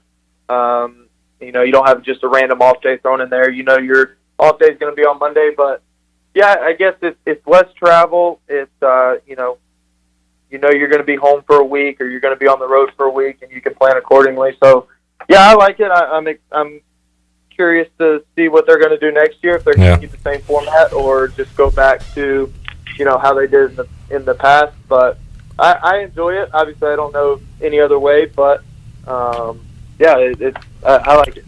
I saw a story recently about a minor league player who I think advanced a level, and we'll throw it to you in your case, Alec. We say, wow, Alec's moving up. This is awesome for him. Everything's going great, but you got to worry about your accommodations. I guess, not paying rent on the former place that you had at your last stop, like stuff we don't even think about. And I saw where this guy was having issues keeping up with payments for all these apartments that he had going in different cities. So how about that side of it, Alec? How tough is that to kind of keep up with the maybe not so fun side of being a professional baseball player? Yeah, so being in AA, I was fortunate enough, and we as a team were fortunate enough that the Cardinals covered most of our rent in the apartment. So, and I was actually going to have to move out of the apartment a week from today. So we were going to move into another apartment just because the leases were up and they did it by the school year and stuff like that. But here, I'm not exactly sure the living situations. I'm not sure if they do apartments or hotels, or I've heard they do hotels, and I heard we have to pay for them, which is fine. But yeah, it's definitely stuff you don't think about. You just see guys playing baseball every day, but you don't think about the other 20 or 18 hours in the field, what are they doing, what they have to pay for, and stuff like that. So going on that, in the media side of things, we love to break down press box meals and whatnot. It's a big sticking point. So what's the best minor league meal you've had, on the road or whatever, in the clubhouse or anything? I would have to say we had a big leaguer rehabbing in Double-A, and he got us a steak and shrimp dinner one night. That's probably the best, but that's kind of an outlier, I would say. But I mean, there's a lot of places that had good food, and our strength coach was the one that put it all together, and good meal. I mean, I think we got Chipotle when we're on the road. I think we had Chipotle 3 out of 6 days for pregame meal, so that's a pretty good deal. So yeah, I mean the food, it's not high end, but it's also not Uncrustables and awesome. It's pretty good. So. Burley, we keep up with you and your numbers every day. We keep up with Pac and Brickhouse and really all the guys, even before your time at East Carolina. And now we've got a new crop of Pirates in the pros. Just last month, Gavin Williams drafted in the first round, Connor Norby round 2. The Cardinals go after another Pirate and Thomas Francisco, Seth Cadell to the Indians. So have you talked to those guys? Any of those guys reached out to you and asked some advice on their first year of minor league baseball? Yeah, I reached out to them, just to congratulate them on, obviously their hard work paid off for them, and Gavin going in the first round was awesome. That was kind of, him betting on himself a little bit, and then Norby obviously did what he did this year, and that put him in a good situation. And, Francisco, texted him a little special just because he's coming to the same organization, and he finally, he started, I think it was yesterday, he got his first professional hit. So, happy for all those guys. Franny reached out for some advice just on the organization and stuff, and Norby reached out for just how the professional life is, and just how to handle how to handle different things throughout the year. And but I mean, I wouldn't say they really need my advice. I think they know what they're doing, and I think they obviously I'll be a resource for them, and all of the past guys, Pac, Brick, Wash, will all be resources for them. But I think their talents will take over, and I'm excited to see where they go as well. And Burley, I think you had a decent signing bonus, but have you hit Norby or Gavin up for a loan? They hit the bank pretty good there. Well, I can tell you next offseason they're going to be paying for a couple of my meals. There you go. They got to. We'll go to the Rick. I'll tell them to take me to the Rick House. And all right. Give me a tour too. Sounds like a date. Ronnie, you're talking about and Ellerbe brought up Evan Krasinski's name earlier. I believe he saw that he was maybe going on the DL. But Burley, is Evan Krasinski, is he a member of the Redbirds there? So I'm not exactly sure what. I'm not sure if he's coming with the team because they're on a bus right now. So I think they have a 12-14 hour bus ride. So I'm not sure. I haven't talked to him. He texted me and congratulated me, but I haven't. Great. Talked to him about the situation or anything. So you haven't met any of your new teammates, I guess, Alec. What was that? I said you haven't met any of your new teammates. This is all kind of new right now, right? Yeah, no, this is all new. This is all new, but definitely excited. Alec Burleson joining us today on the Fixed NC Live Line. Burley, great stuff, man, and it's pretty awesome that you're playing your first AAA ball there in Durham. So hopefully you'll be able to see a lot of purple and gold, some Pirate fans rooting you on here in the next week. Yeah, I'm excited to see obviously family that are close and who haven't got to see me play in person.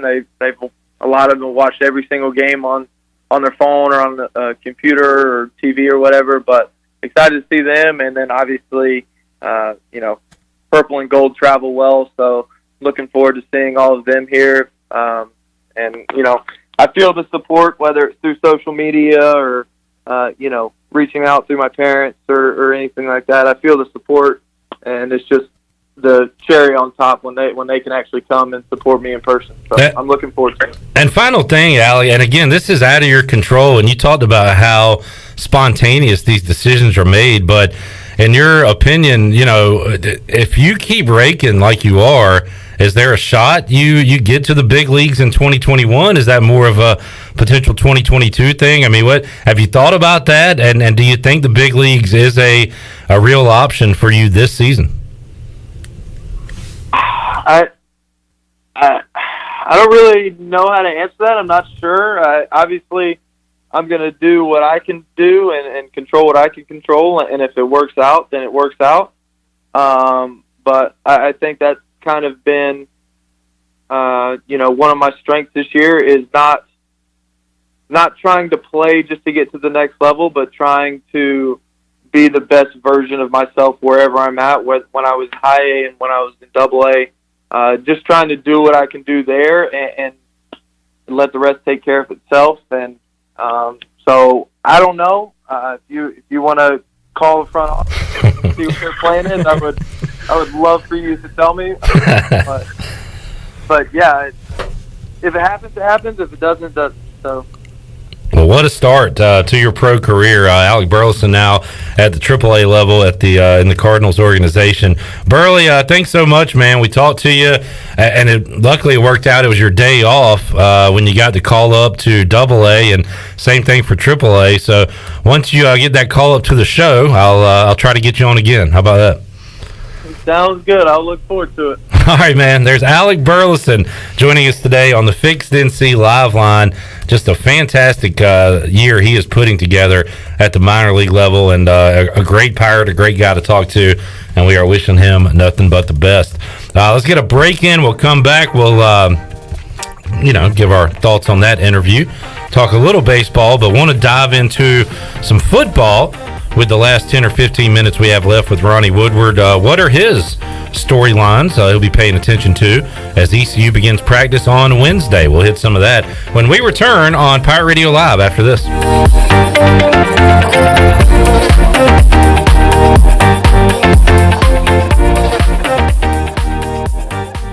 I can't think of anyone who doesn't love a clean car, but how often do you actually go to the car wash? Does it take too long, or maybe it's just not a very nice place? Tommy's Express changes everything. Our wash is bright, inviting, clean, and fast. I love the flat conveyor belt. So easy to pull onto, much smoother ride, and safer for my car. And when you join Tommy Club, you can wash as often as you like for one low monthly price. I save money and time. We're Tommy's Express. Tommy's Express Wash, now open on the corner of Greenville Boulevard and Red Banks Road in Greenville. Alone, chicken, onions, peppers, and cheese have potential. Together, they have a purpose, a destiny, and a name. Jersey Mike's number 16 Chicken Philly, because grilled to order makes a sub above. At Jersey Mike's, we take great satisfaction in getting that perfect meat slice. Yes. But we don't do it for fun. We do it for fresh, because slice to order makes a sub above.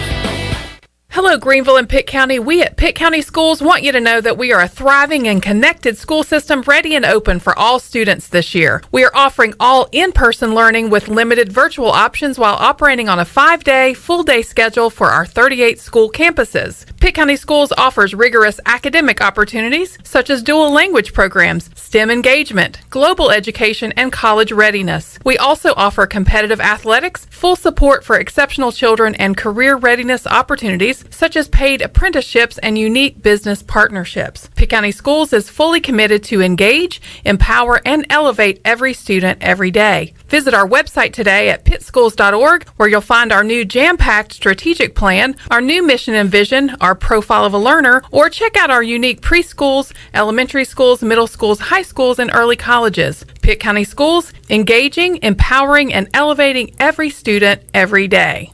Sawyer's Fun Park is now open in Greenville. This state-of-the-art 40,000 square foot facility features a 2-story LED interactive laser tag, a one-of-a-kind 2-story ninja course, a ropes course with a 180-degree zip line, and it's only one of 5 in the country that are indoors. Multiple climbing walls, a super cool arcade with 40-plus games, and a brand new full-service cafe and bar for adults. Visit the brand new Sawyer's Fun Park, now open, located right behind ARU on Corey Road, Greenville. The best place for delicious food and great prices is Familia. Familia has $6 lunch specials, a $10 pizza of the week, and every Thursday has $2 drafts all day. Sunday brunch is the best for food and family. Come and enjoy favorites like shrimp and grits, made-to-order omelets, French toast, and drink specials like $3 mimosas, beer mimosas, or $5 Bloody Marys. Familia, Fire Tower Road near Pitt Community College, and FamiliaNC.com. Why do I run? Is it because I'm driven? Because I love the challenge? God, no. I do it for the beer.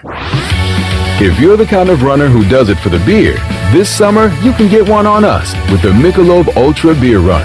Grab your run buddies and get out there, because this summer there's beer at the finish line. Sign up at ultrabeerrun.com and trade your miles for beer. Guess what, Greenville?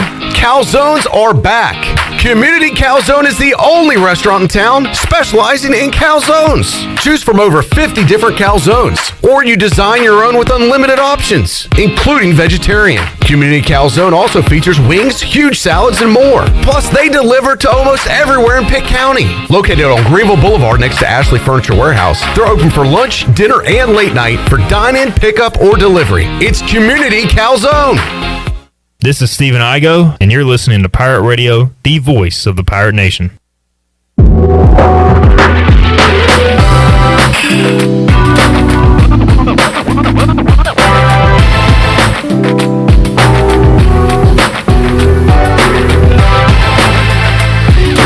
This hour of PRL is brought to you by Tommy's Express Car Wash. Come experience the difference at Tommy's. Now open at the corner of Greenville Boulevard and Red Banks Road. Doesn't your car deserve it? Visit Tommy's Express Car Wash today. Now back to the show. Welcome back to the show. Greenville Utilities Neighbor-to-Neighbor program provides help for those who need temporary assistance with their utility costs. You can make a difference. Your tax-deductible donation can be added to your GUC bill each month, or you can make a one-time donation.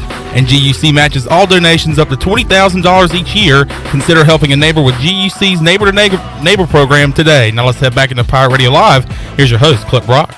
All right, back with you on Pirate Radio Live. Great to check in and chat with Alec Burleson Slamison. He is now a member of the Memphis Redbirds, AAA affiliate of the St. Louis Cardinals, one step below Major League Baseball. And he did not have an answer for me as far as how close he is to getting to the show. That is kind of out of his hands. The only thing he can control is mashing the baseball like he's been doing all year long. Ronnie, I don't know, if I had to put a wager on it, I would say being at the big league level in 2021 is not going to happen.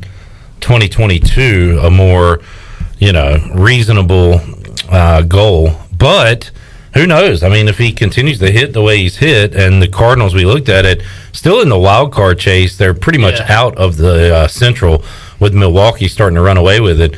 But if they, once the rosters can be expanded and they want to get some young guys, some big league action, who knows? Could be 2021. Yeah, and the Cardinals, I feel like, this is nerdy completely. I know this mainly from fantasy baseball, but they call up like some random people. Like, they have a history the last handful of years of like, who's this guy? And they'll call up teared it up. Yeah. Just different guys. I don't know if Burleson could be one of those guys, and not us, but the greater world to be like, who is this Burleson guy? And he plays well for a few weeks. So, the Cardinals are a good organization. I feel like they just do a good job with their players. So it's even hearing that they cover like most of the that was interesting expenses as far as your living situation. Yeah, I don't think every team does that. No, you hear a lot of other stories, like you said, on the other end. Yeah, so he's in a good spot. He's doing good. He said all the right things. Now that was good stuff. I don't think a lot of guys are eating Chipotle all week. Yeah, that's true. But could be worse. You could be in that. I know. I'm saying that's a positive. Yeah, you could be in the Oakland Athletics situation where you don't get anything. I wonder I thought about asking, but who the player was when he said he was on a rehab assignment. Oh, yeah. You got to love when one of those guys comes in the clubhouse and takes care of the food and everything. Maybe go out after the game. I don't know. All right, so let's wrap up the rest of your time here, Ronnie, talking football. Fall camp, East Carolina, first practice on Wednesday. We'll talk about it with Mike Houston coming up at 5 o'clock on the show. Let's start with position battles, Ronnie. I'll throw out a few, and then you can chime in on those or throw out ones you're looking forward to. Okay. I'm working on a story about this. Who's behind Harrison Mitchell? What is that pecking order like? That is something I'm looking forward to seeing the next few weeks. You want me to continue on or hit it one by I thought one? we were going to go one by one. It's up to you. Receiver, there's questions. Tight end for sure. Who's the starting tight end? I did find it interesting. Donnie Kirkpatrick said on Friday when we talked to him that Ryan Jones is listed as a tight end, but is one of those guys that could be put in the slot. Yeah. Could be split out. So it sounds like they're going to use him as a weapon and maybe not a traditional tight end. I found that interesting. And they didn't bring him here to block. Yeah. They brought Aaron Jarman here maybe to block and be a traditional tight end. I think they want to use Jones because he left Oklahoma because he wanted the ball. So, O-line, how ready is Noah Henderson to play, to be there, and what does the O-line look like just overall? There's questions there. D-line, there's questions because there's a lot of bodies there, a lot of unproven guys there. I think linebacker's pretty set. And secondary, I feel like is pretty set as well. When we went over the DBs with Igo, a lot of familiar names there. So basically, running backs behind the two, tight end position and O-line, something I'm going to be keying in on. How about you? You hit on all the good ones. All right. Pretty obvious. But I literally just wrote depth at running back as a storyline as I'm working on this. But yeah, I think the running back thing's interesting, and I'll piggyback because I just looked up this stat. 4 different running backs for ECU last year got at least 16 carries. And that was an abbreviated, weird season. So they needed 4 running backs. One of them was Chase Hayden, obviously, who is gone. The other one's Darius Penix, who's gone.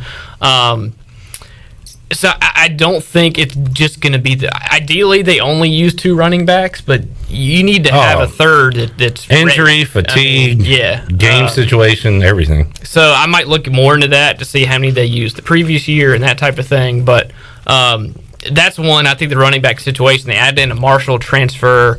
Joseph McKay is a freshman who they like, who's really talented. But he's a freshman. He's just getting on campus. So, yeah, that's one I'm definitely looking at. In the center position, I'll expand on the offensive line because Avery Jones was used in the spring as the first-team center. Fernando Fry was hurt. Trent Holler was hurt. You mentioned Noah Henderson. He's back in the mix. So, at tackle, they moved around Justin Chase a little bit last year. So what do they do? To me, it starts with Avery Jones. Do they want to keep him at center?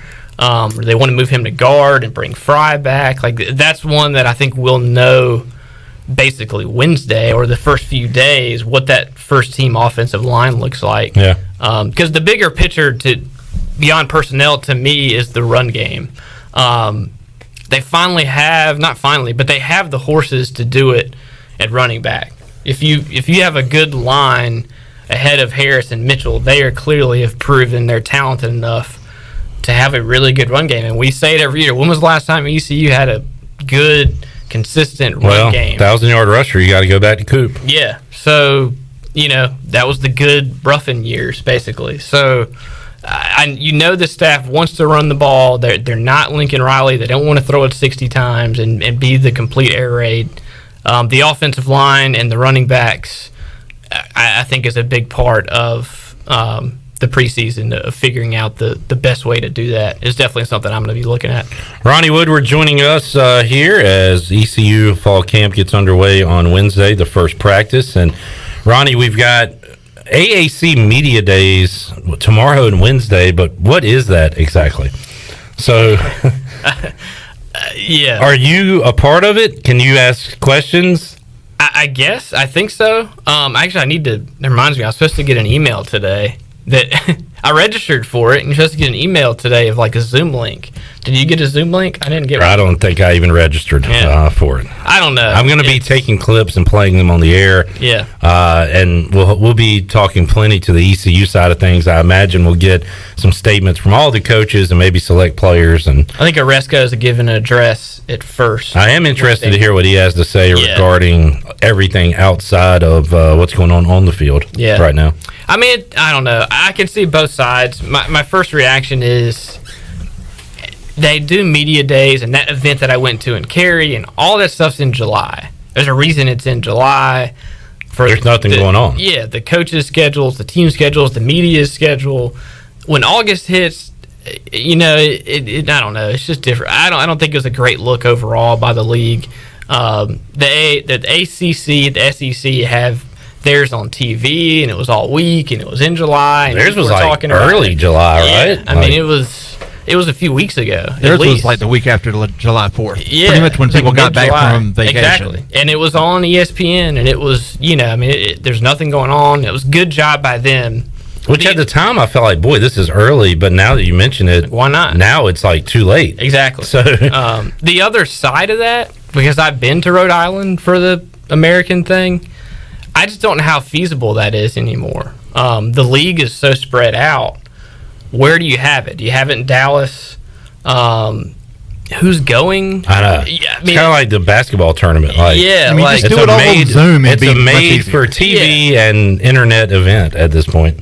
But the ACC and SEC media actually goes. It's called Media Day. Yeah, and there's way more people into it than the AAC. And geography comes into play. Like, you throw the ACC Media Days in Charlotte, you're going to get the Virginia crew, the Raleigh crew, maybe some Florida, Georgia Tech. Clemson, whatever. Yeah. So I was lucky to some extent that the paper sent me to Rhode Island for those things. I went to 2 of them. We all know media companies are not thriving to spend extra money anywhere. So I don't know. I'll give the American the benefit of the doubt because I don't think they could say, hey, we're going to have this big event in Dallas. I don't know who's going, Yeah. I mean, the schools are so spread out. They're in a tough spot. But having it virtually during preseason camp in August, I don't know if that's the answer either because it's tough to fit it in that. It's a week or two late. Yeah. Ronnie, we're out of time. Okay. Anything else before you leave today? So I was driving in. Y'all were talking about the NBA trades and stuff, potential trades. Y'all were talking not about the good Ball family player, right? Like the Hornets aren't trading away their one good player. No, we're not trading away. Lonzo Ball is who's the good? Likely. Well, LaMelo just won the Rookie of the Year. Yeah, he's the Hornets player, and Lonzo's good too, but he's not. But not the Hornets real good Rookie of the Year. Yeah, and then LiAngelo, the third brother, is on the summer league for the Hornets. Okay, he's the. But the best one is LaMelo that they're keeping. Clearly. Yeah. All right. They're just involved in a 3-way trade. They would get Lonzo back. Lonzo. Oh, they have Lonzo. Lonzo would end up in Lonzo's in New Orleans. Okay.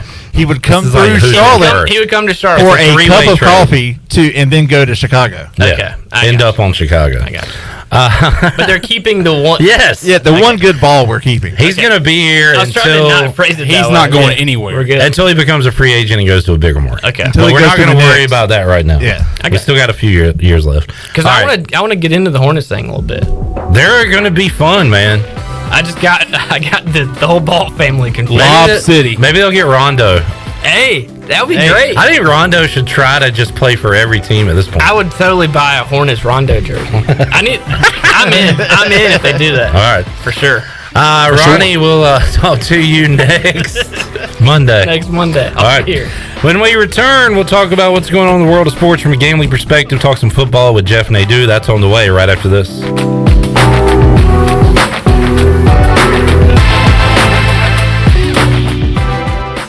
Hey Pirate Nation, this is Tom Brown from Brown & Wood Buick GMC Truck. We've been serving the Pirate Nation in Eastern North Carolina for 83 years. We have 4 brands, 3 generations, 2 showrooms, and 1 goal to make sure you leave a happy customer. This month at Brown & Wood, get a 2021 Buick Enclave and save over $6,000 off or 0% for 72 months. And as always, Brown & Wood is the home of the lifetime powertrain warranty. We're located on Greenville Boulevard next to the Convention Center or shop us online at brownandwoodauto.com.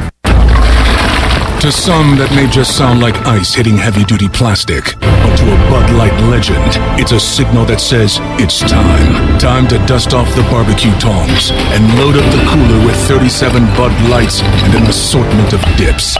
Because it's time to take back all the fun we've missed. Welcome back, Bud Light legends. Let's take summer by the coolers. Cooler up at BudLightLegends.com. Enjoy responsibly. 2021 AB Bud Light Beer, St. Louis, Missouri. Hey Pirate fans, did you know there are thousands of special needs children and adults right here in our community that loves ECU athletics as much as you do? Robbie's Clubhouse is a local nonprofit organization that can turn your unused ECU tickets into a fun day for a family with special needs. If you can't make it to the next Pirate game, simply call 1-800-DIAL-ECU and donate and designate your tickets for Robbie's Clubhouse. Go Pirates! Hi, I'm Annalie Newhoff. And I'm Rob Campbell. And we are with CopyPro. We have been locally owned and operated here in Eastern North Carolina for almost 50 years. CopyPro is the leader in office technology. Does your business struggle with keeping printing costs low or producing professional documents? Here at CopyPro, total customer satisfaction is our #1 priority. We have a variety of solutions to help reduce your printing expenses and make your business more productive. Call us today at 1-800-682-6558 or online at copypro.net. CopyPro, we are the professional office systems people. I'm Sam Jones, and for more than 3 generations, my folks have kept the fires burning for Eastern North Carolina Whole Hog Barbecue. At Sam Jones, you'll find our smokehouse pumping out wood-fired meats, cooked fresh every single day. There are no freezers at our place. Everything, and we mean everything, is made fresh daily, including our sides, sweets, and sauces. Stop in and see us, and I bet you'll be able to taste our passion in just one bite. At Sam Jones Barbecue, you'll find plenty of smoke, but no mirrors. Hey Birdland, the Orioles Ticket Marketplace is the best place to score Orioles ticket deals, including single game tickets, ticket packs, special offers, and more. The Orioles Ticket Marketplace is the fastest, easiest, and most affordable way for you to purchase tickets. By using the Orioles Ticket Marketplace, you can beat the lines at the box office. This is your one-stop shop to get exclusive deals, so check back often for the latest opportunities. Don't wait. Visit the Orioles Ticket Marketplace today at Orioles.com/tickets.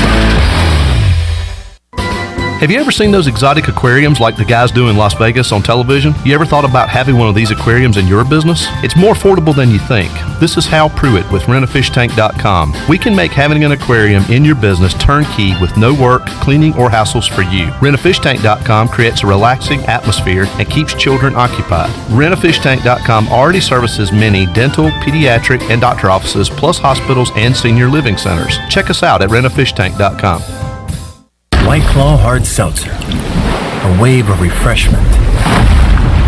Crafted using our unique Brew Pure process. Made pure. Nothing tastes like White Claw Hard Seltzer. White Claw Hard Seltzer, available in 5 fruit flavors, 2 grams of carbs, gluten-free, and 100 calories. Find it at whiteclaw.com. White Claw Hard Seltzer, nothing tastes quite like it. Proudly distributed by Coastal Beverage. Please drink responsibly. This is ECU Assistant Football Coach Roy Tesh, and you're listening to Pirate Radio, the voice of the Pirate Nation.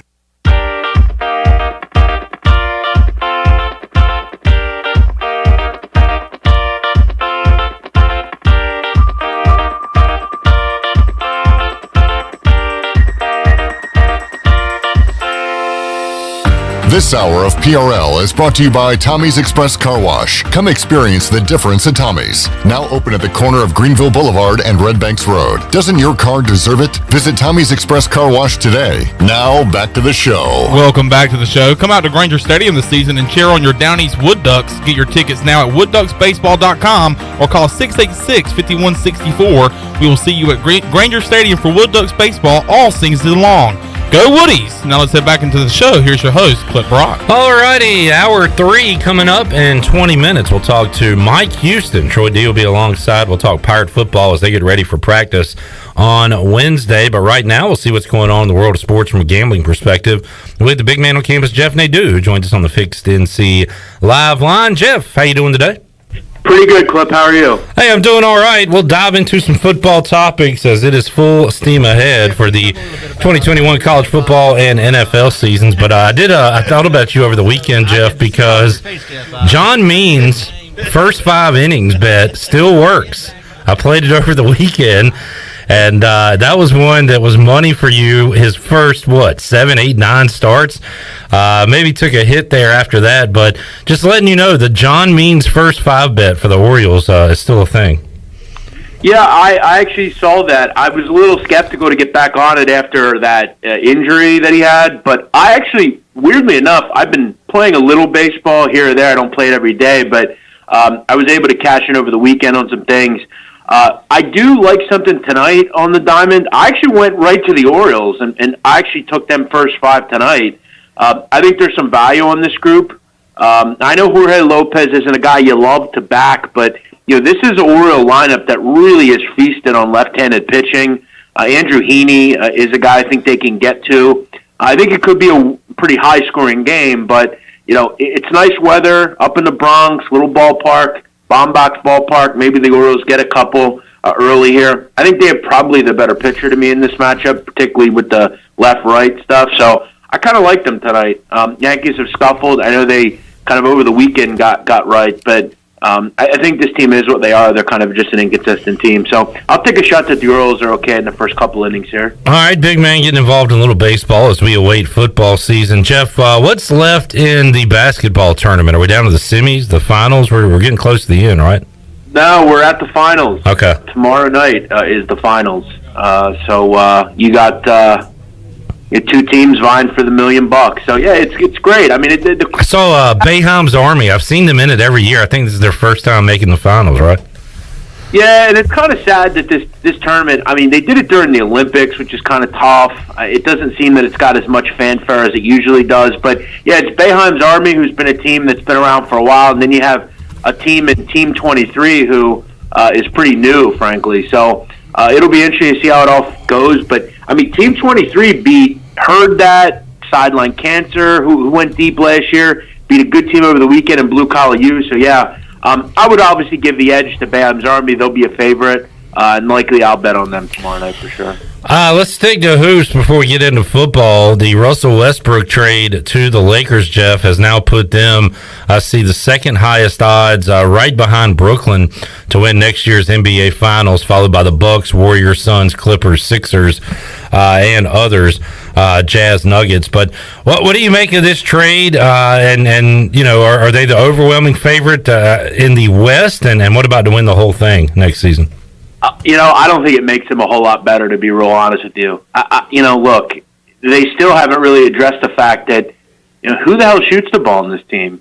I mean, Russell Westbrook's not going to fix those issues. I mean, he's not going to come in and give you 38, 40% from three. They still can't shoot the basketball at the end of the day. Is it a sexy name? Sure. Does it make them better? I don't know. I don't think. I still wouldn't put them as the top team in the West. And, you got to remember, I mean, as you talked about, the Warriors are going to be better. You still have the Bucks. You still have, in both conferences, you still have the Bucks. You still have teams that are getting better. So, yeah, I have no interest in them. Plus, obviously, with Anthony Davis, there's always an injury concern. For me, it's the Suns. It's the Nuggets. It's teams like that. Jeff Nadu joining us. Jeff, you're waiting for football season. You're also waiting for soccer season and the Premier League. And I see Premier League gets underway, Friday, August 13th. So the end of next week, we'll have some Premier League. How about like Serie A and all that other stuff, all the other leagues? Is that all starting up pretty soon here in August? Yeah, Serie A gets started August 21st, as far as I know. So we'll be back to normal there. That will be kind of my focus. Obviously, football is very important, but I do bet Serie A, and it's something that I kind of pay attention to and I'm involved with. All right, let's talk some NFL. We've got some quarterback news here, and I saw a name I'd never seen before today, Jeff. Let me find the name. It was Kirk Cousins, I guess, replacement while he's on the COVID list. What was his name? Kukas? Did you see this dude? Let's see. I did. Yeah, Kirk Cousins has some COVID issues, and this some guy I've never heard of the dude. Played in Northern Arizona. Actually won the Jerry Rice Award for the Freshman of the Year in the FCS. Case Kukas is his name, and I'd like to think I know a lot about football and sports, but I had never, ever heard of this guy until I saw the Vikings plan to sign him today. Yeah, this is obviously rough for them because, when you look at the Vikings, this is kind of when any team, you ramp up your stuff. You do padded practices and you kind of get more into the swing of things and get ready for actual games in a week or so. This is probably the worst time. Look, I'm going to keep saying this, and I'm not trying to be out of line here. I'm just going to say something. If Kirk Cousins is, I don't know if he's vaccinated or not, but if most of these teams are vaccinated, why are we still testing for coronavirus? I mean, what's going on here? I don't have an answer for you. Yeah. I mean, and what happens is you got to then, due to contract tracing, Kellen Mond and Nate Stanley won't be practicing either. Yeah. I mean, what are we doing here? Is this going to happen all season? Is this still what we're going to deal with in the NFL? And look, I know it has to do with a lot of the times these guys don't want to get vaccinated, but I hope they get a handle on this, because this is kind of ridiculous at this point. A non-COVID note, we talked about Carson Wentz going to have surgery. Weird timetable on when he'll be ready to come back. 5 to 12 weeks. That's like not a lot of time and a whole lot of time, all in one timetable there. Another injury of note, and not a big deal, perhaps, Jeff, but Devontae Smith from the Eagles has a sprained MCL. He's going to miss a few weeks to start preseason football, which begins for teams next week, other than the Cowboys and Steelers, who play on Thursday night. So this is really like the worst news time of the year for the NFL. All these training camp injuries.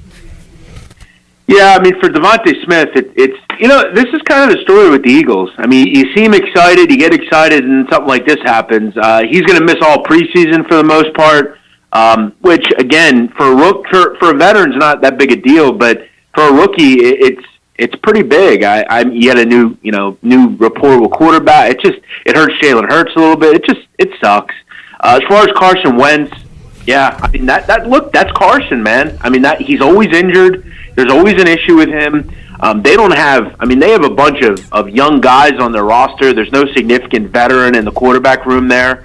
Sam Ehlinger's kind of intriguing. He's a guy that maybe gets a shot. We'll see what he does, but you got to wonder, do they look towards a free agent quarterback possibly? Because this is not just a 2 or 3 week thing. I mean, this is going to be 6, 8, 10 weeks without Carson Wentz. He's not going to be there for the start of the season. I mean, you're getting into October by the time Carson Wentz is available and ready to go. Jeff Nadu joining us on the Fixed NC Live line. Jeff, let's slide into some college football. And I know there's a team that you have taken a win total on for this upcoming season. You like the Hilltoppers in 2021?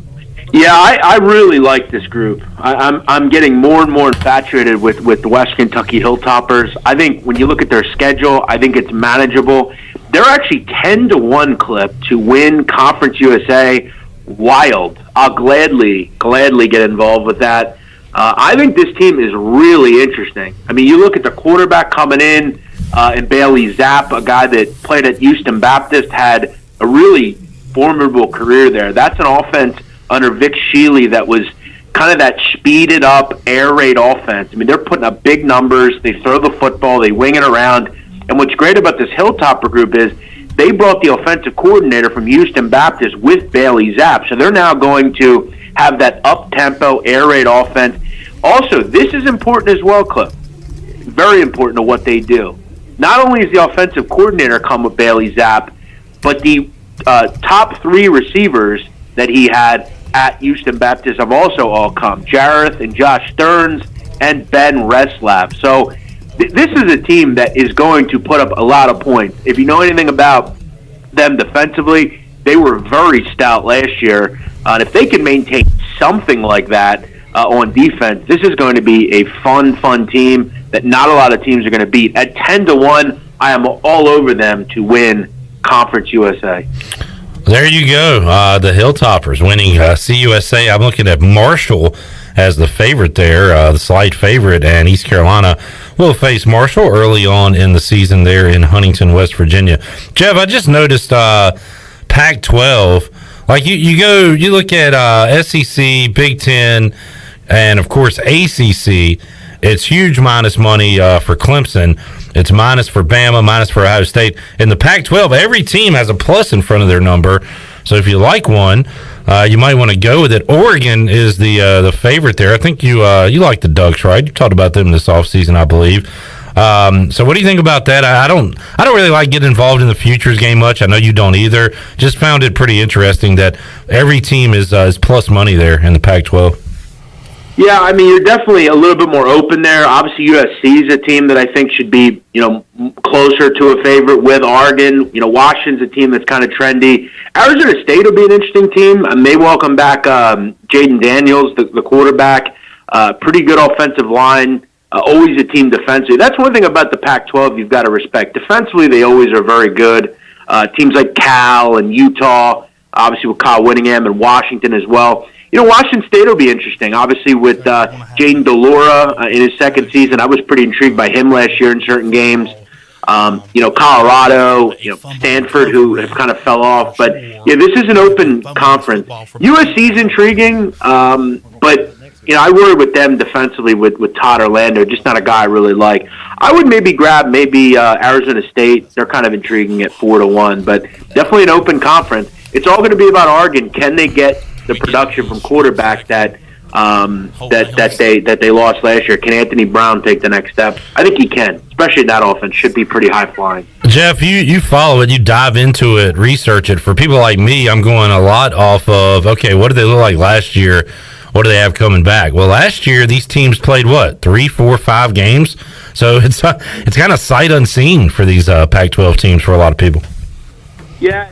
Something that's obviously going to be a little bit more uniform this year. You have obviously a much more normal schedule. I still haven't got any guidance on what these teams are they required to be vaccinated or what.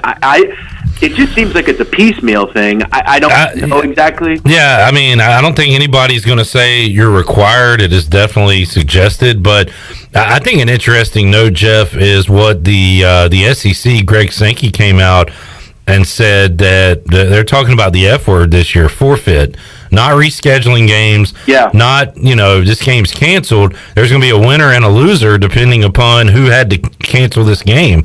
And you know how it is, Jeff. In the American, it seems like we copy what the SEC does. I think a lot of conferences do that. So I think this year, instead of seeing those cancellations, we might see forfeits across college football. Yeah, and I think that's the goal. You want to kind of avoid being the team that has to. You don't want to be the player that a team has to forfeit because of, or a couple of players. So, I know at some schools they're requiring it if you're a student or whatever. But we'll see. One other one that I like, Mountain West champion. I played Boise State. Not great odds. To me, I think they're significantly better than the rest of the competition in this conference. I don't think San Diego State's particularly solid this year as usual. Nevada's interesting, but Boise's the top dog. I know they have a new coach, but I really like Andy Avalos. He's always a defensive guy. He's going to bring back that attacking style. I like their secondary. They've got some interesting players. And you look at on offense, this group's going to score. Whether it's Hank Buckmeyer or Jack Sears, a quarterback, both two good options. They've been able to run those guys out in different waves over the last couple of years, and they put up points. They bring back 4 starters on the offensive line, their top rusher, George Halani, and a really good wide receiver core headlined by Khalil Shakir. I think Boise's really good. They have a tough schedule. You look at right out of the gate, they got UCF, UCF. Big game. Oklahoma State, but they got Nevada at home in conference, got Air Force at home, Wyoming at home. So there's a lot to be happy about with this schedule. I think they win the Mountain West. Jeff Nadu joining us. Jeff, love the football talk. We'll keep it rolling on Thursday. I'm gonna look. I'm betting on the Hall of Fame game, one way or the other, Jeff. You can't talk me out of it. So give me a direction to go Thursday night when we talk. I don't have one. I know, but playing. I don't even look yet. I think Cowboys and someone else. Cowboys and Steelers, first preseason game Thursday night.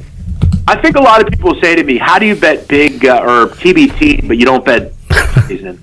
Well, you know who's playing in the TBT. Yeah. You know that they're both trying.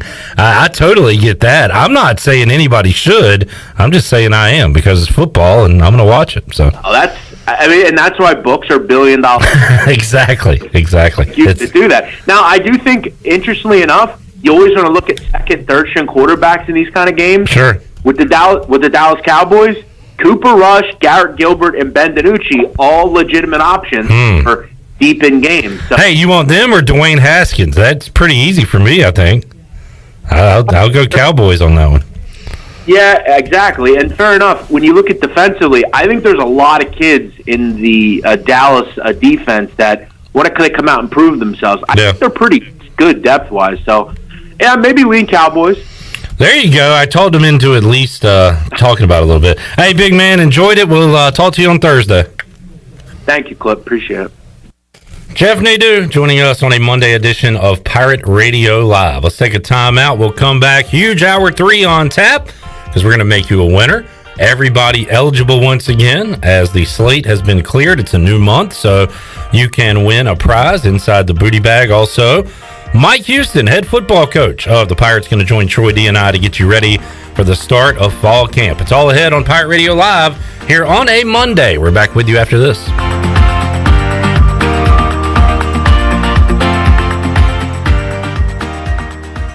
The Pirate Radio Podcast. Bree Berkowitz. Coaching track and field is sometimes the practices take the least amount of time of your day and everything else is very time consuming. Recruiting is huge and I am responsible for the day-to-day, a lot of the operations as far as traveling and, the inside administrative things that sometimes are not the most glamorous, but they have to get done but that all goes into a day's work. Listen to every Pirate Radio podcast now by visiting our podcast channel and subscribing in Apple iTunes or SoundCloud. The Pirate Radio Podcast is powered by White Claw Hard Seltzer, proudly distributed by Coastal Beverage.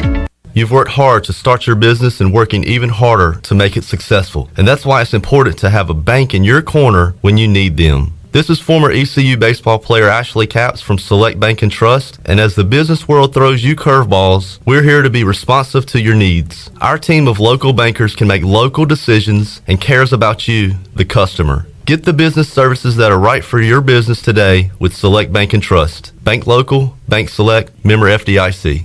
Domino's week-long carry-out deal means you can carry out 3-topping pizzas for $7.99 each every day. That's right, $7.99 each, and every day means any day. But just in case there's any confusion, we've set up a helpful website to confirm if today's a day you can carry out 3-topping pizzas for $7.99 each at Domino's. Just go to howaboutoday.com to find out if Domino's week-long carry-out deal is valid today. Spoiler alert, it is.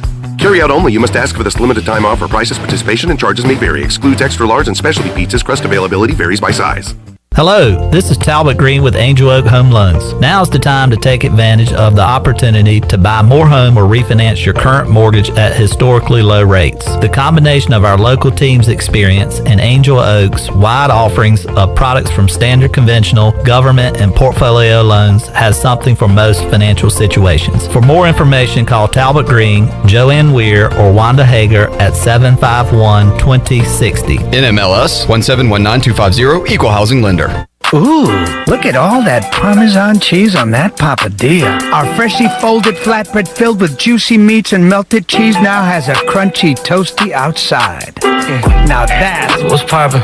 Order today at papajohns.com. Hey, Pirate fans, order the new Parmesan-crusted papadilla for only $7. The new Parmesan-crusted papadilla is an MVP move for game day or any day. Place your order online at papajohns.com and sign up for Papa Rewards. Papa John's, the official pizza of the ECU Pirates.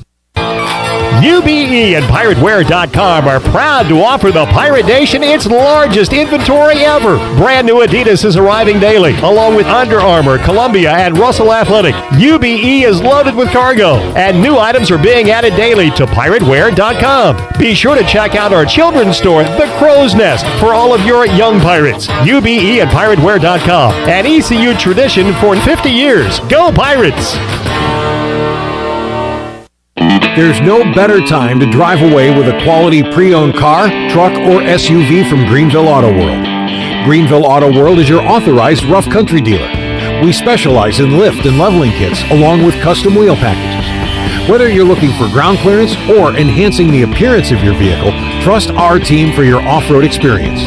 Greenville Auto World, 3840 South Charles Boulevard across from Hardee's at Bell's Fork, or online at greenvilleautoworld.net. Ahoy, mateys! To keep those cars clean, you need the Pirates Cove Fast Pass. Greenville's original express car wash is now offering a fast pass for as low as $19.99. That's one pass, 4 locations, and unlimited washes. Visit us in Greenville on Fire Tower Road, Memorial Drive, and East 10th Street, and also in New Bern on Glen Burnie Road. And by popular demand, Pirates Cove on Fire Tower Road is now offering interior cleaning. So we have you surrounded.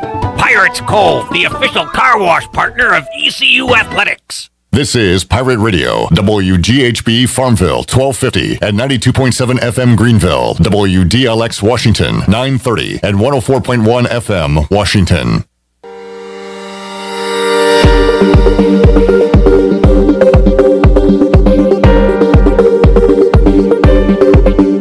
You're listening to Hour 3 of Pirate Radio Live. This hour of PRL is brought to you by Bud Light, reminding Pirate fans to stay in the game and drink responsibly. Bud Light, the official beer of the ECU Pirates, and proudly distributed by Carolina Eagle Distributing since 1989. Now, back to the show. Welcome back to the show. Carolina Caliber has the area's largest selection for outdoor shooting sports and accessories. Is one of the top firearm dealers anywhere.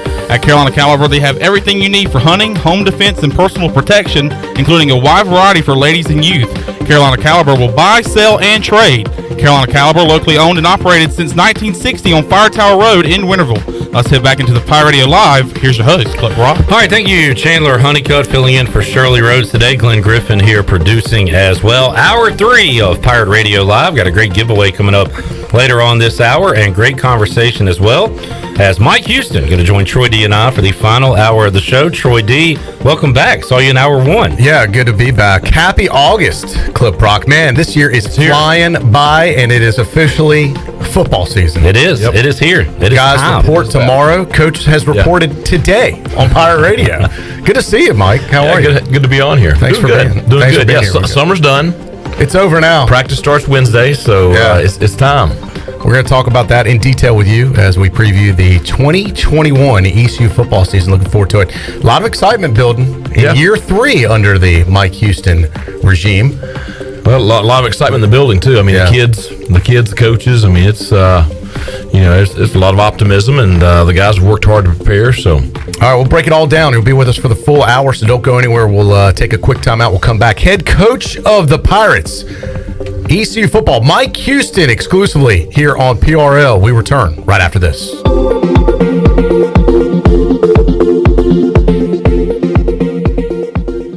Hey Pirate Nation, this is Tom Brown from Brown & Wood Buick GMC Truck. We've been serving the Pirate Nation in Eastern North Carolina for 83 years. We have 4 brands, 3 generations, 2 showrooms, and 1 goal to make sure you leave a happy customer. This month at Brown & Wood, get a 2021 GMC Terrain and save over $4,000 off. And as always, Brown & Wood is the home of the lifetime powertrain warranty. We're located on Greenville Boulevard next to the Convention Center, or shop us online at brownandwoodauto.com. Ahoy, mateys! It's Captain Jack Spare of R&R Tire Express. We're here to serve our pirate community by offering easy payments for easy ownership. For you landlubbers, R&R will install a new set of tires for just $20. $50 installs new custom wheels and tires. To learn more about R&R, stop by 3920 US 264 or rnrtires.com. Warren's Hot Dog Pizza, homemade lemonade. Hey Pirate Nation, Warren's Hot Dogs 2 locations are open for business in Greenville and Chocowinity. Both locations have drive-through windows, so stop by today for hot dogs, pizzas, subs, apple and peach turnovers, homemade lemonade, and breakfast in Chocowinity, featuring homemade cheese, ham, and chicken biscuits, plus sausage dogs and more. Warren's in Greenville across from Ron Ayers Motorsports, and in Chocowinity next to the fire department. Warren's Hot Dogs. Want some? Get some. The convenience of Pitt Greenville Airport is waiting just outside your front door. Service is back, so you're connected to destinations worldwide through flights from American Airlines. Plan your next trip. Book your flights today at flypgv.com or aa.com. Ready to travel and take a trip this summer? Avoid the long check-in lines and congestion at the big airports and fly local at PGV. Fast, convenient, and close to home, PGV has recently added more American Airlines flights. Book today at aa.com. PGV, where the pirates fly. University PC Care has been the Pirate Nation's go-to IT expert since 2006. Your office deserves a proactive tech support approach instead of always reacting to issues after the damage is done. You need BizCare. BizCare tech support and cybersecurity plans keep you ahead of potential issues and much safer from cyber threats like ransomware. What's at your office? Call William today to schedule your free BizCare consultation or learn more at universitypccare.com. At US Cellular, we believe everyone should get more of the latest 5G technology for less of your hard-earned money. Right now, everyone can get a free smartphone, whether you're a new customer or not, with no trade-in or hidden fees. US Cellular, America's locally grown wireless. Terms apply. See uscellular.com for details. Now that life is returning to normal, we have found a lot of good things that came from the pandemic. One of them is not having to go to the wireless store anymore. The Cellular Warehouse team has been in the business of delivering phones to your home and office for 20 years. People found out about our free delivery service and love the ease of getting a new phone, tablet, or hotspot. Call Toby Williams today at 252-799-7051 so you can start experiencing the joy of never going to a wireless store again. Cellular Warehouse, your local U.S. Cellular authorized agent. This is Mark Washington with Max Sports Performance at Max Fitness. Our facility has reopened and is following all safety protocols. The best thing you can do to strengthen your immune system is, of course, to work out and exercise on a regular basis. I can assist you as your performance coach. You can also enjoy the benefits of a private facility. Avoid the crowds and work out at Max Fitness. Now is the time to get healthy. Max Fitness, just off Highway 43 in the old Ace Hardware building behind Speedway in Greenville. Call me, Mark Washington, 902-4877. P-I-R-A-D-E. Once a child wants to spell. P is for pirate. R is for radio. Speak and spell. That is correct. R-A-D-I-O. You are right. I'm learning a lot, really. Pirate. Pirate Radio.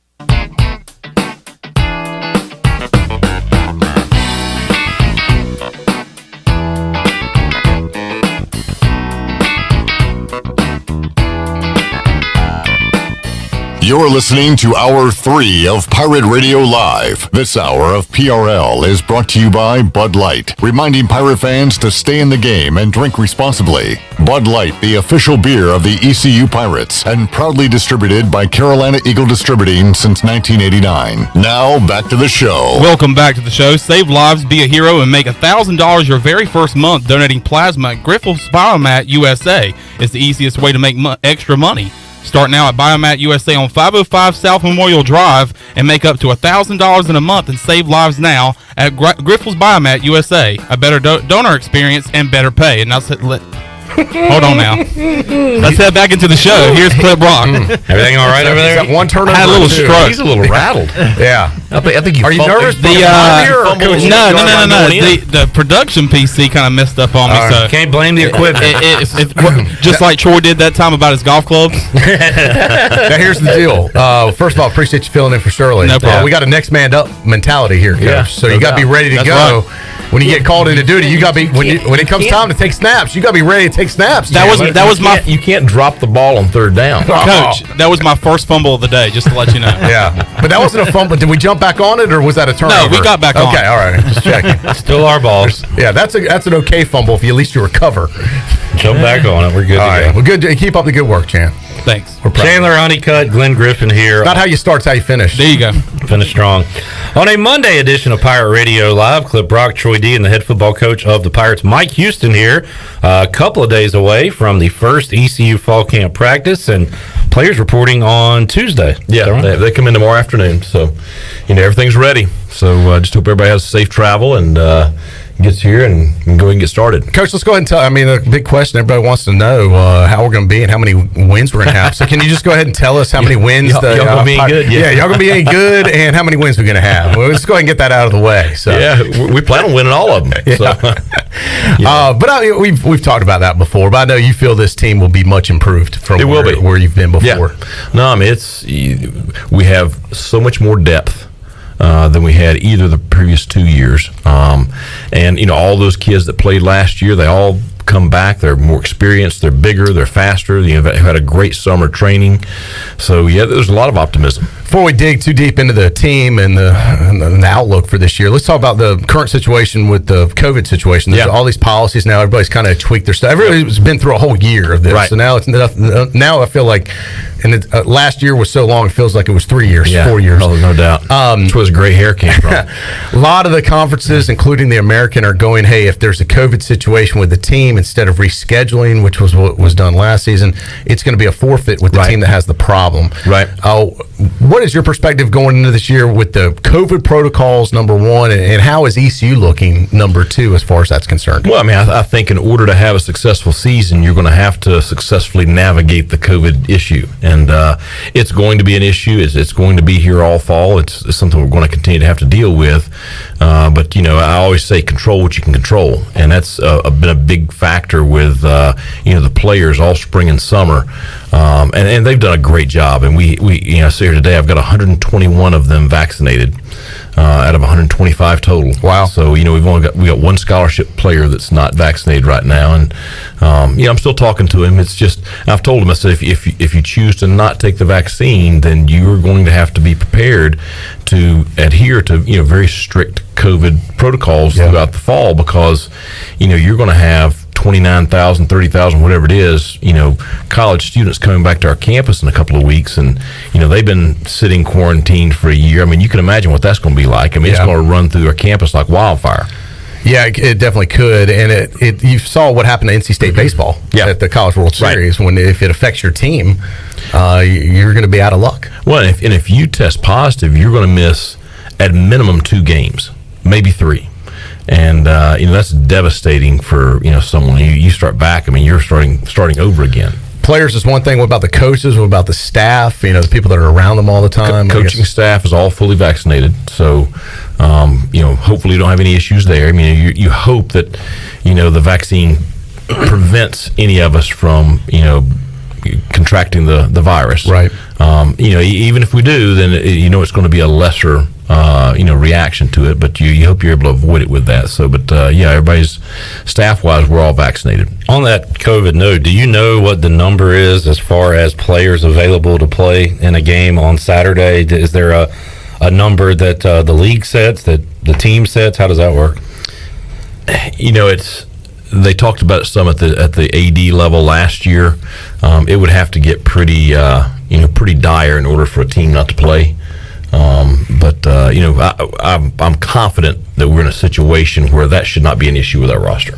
Coach Mike Houston joined us in studio as we talk ECU Pirate football. Coach Houston in his 3rd year now here in Greenville. Coach, let's start with the summer workouts before we get to what's going to happen this fall. How did that go under Big John? How is the condition of the team physically, speed, strength, all those things that they worked on over the past couple months? Yeah, they did a great job. I mean, it was great to have them, for the full summer, and John and his staff. Yeah, I think John Williams is one of the top strength coaches in the country, and I say that with zero reservation. I don't care what conference you're talking about, what school you're talking about.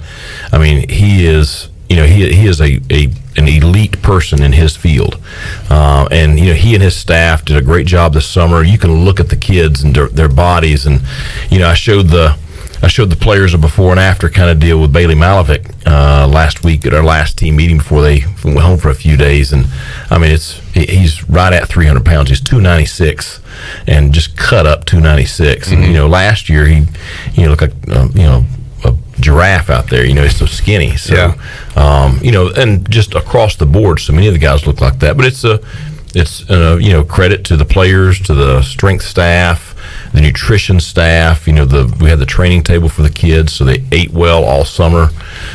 So it's really been a great summer. Is that kind of the first thing you do when they come in? They report tomorrow, then you really kind of get things rolling Wednesday. Yeah. Do you kind of assess where everybody is, strength, speed wise? Like take at the beginning of camp, or we did that at the end of the summer. Okay. They've only been gone for a week. So, okay. So that's what you do that at the end of the summer. Yeah, they're not going to deflate in a week. So we hope not. Yeah, the leadership council, the leaders of the team will take the group through a run tomorrow afternoon just to get everybody back going. So that's a player-led kind of deal that they wanted to do. So they'll do that tomorrow afternoon. But we'll start off We'll start off Wednesday morning with practice right out of the gate, and so I would be surprised if anybody struggles.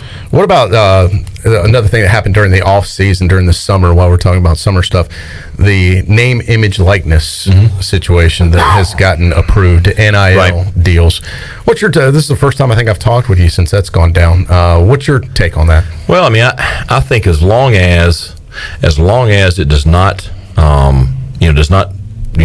jeopardize their eligibility, as long as it does not interfere with their academics or with football, and as long as they can manage it, keeping the focus on the things that are important, I'm all for it. It's going to be a deal that can only benefit them and help them. And I've told the players anything I can do to help them, be glad to do so. Now you're pretty restricted NCAA compliance wise, but I think you'll see some guys take advantage of it, and I think it's probably going to be a pretty good thing here locally in the local community to further connect our players with the surrounding community. Yeah, I think it could end up being a positive thing if done the right way, and it's so new too. So a lot of it's probably still going to take a year or so to kind of figure out exactly what's going to happen. Yeah. Just like anything, people are going to bend the rules on it, and new rules are going to be created because, like you said, it's wild, wild west right now. And I think it's going to be like NASCAR, Troy. They change the rules every week. Yeah. We'll see kind of them update what you can and can't do as we go along. My only reservation is just, how the world is. It's people trying to take advantage of kids, just because they don't know something or whatever. So, if we can, as long as we can protect the athletes, I think it'll be a good thing. All right, we're getting ready to get underway with fall camp here.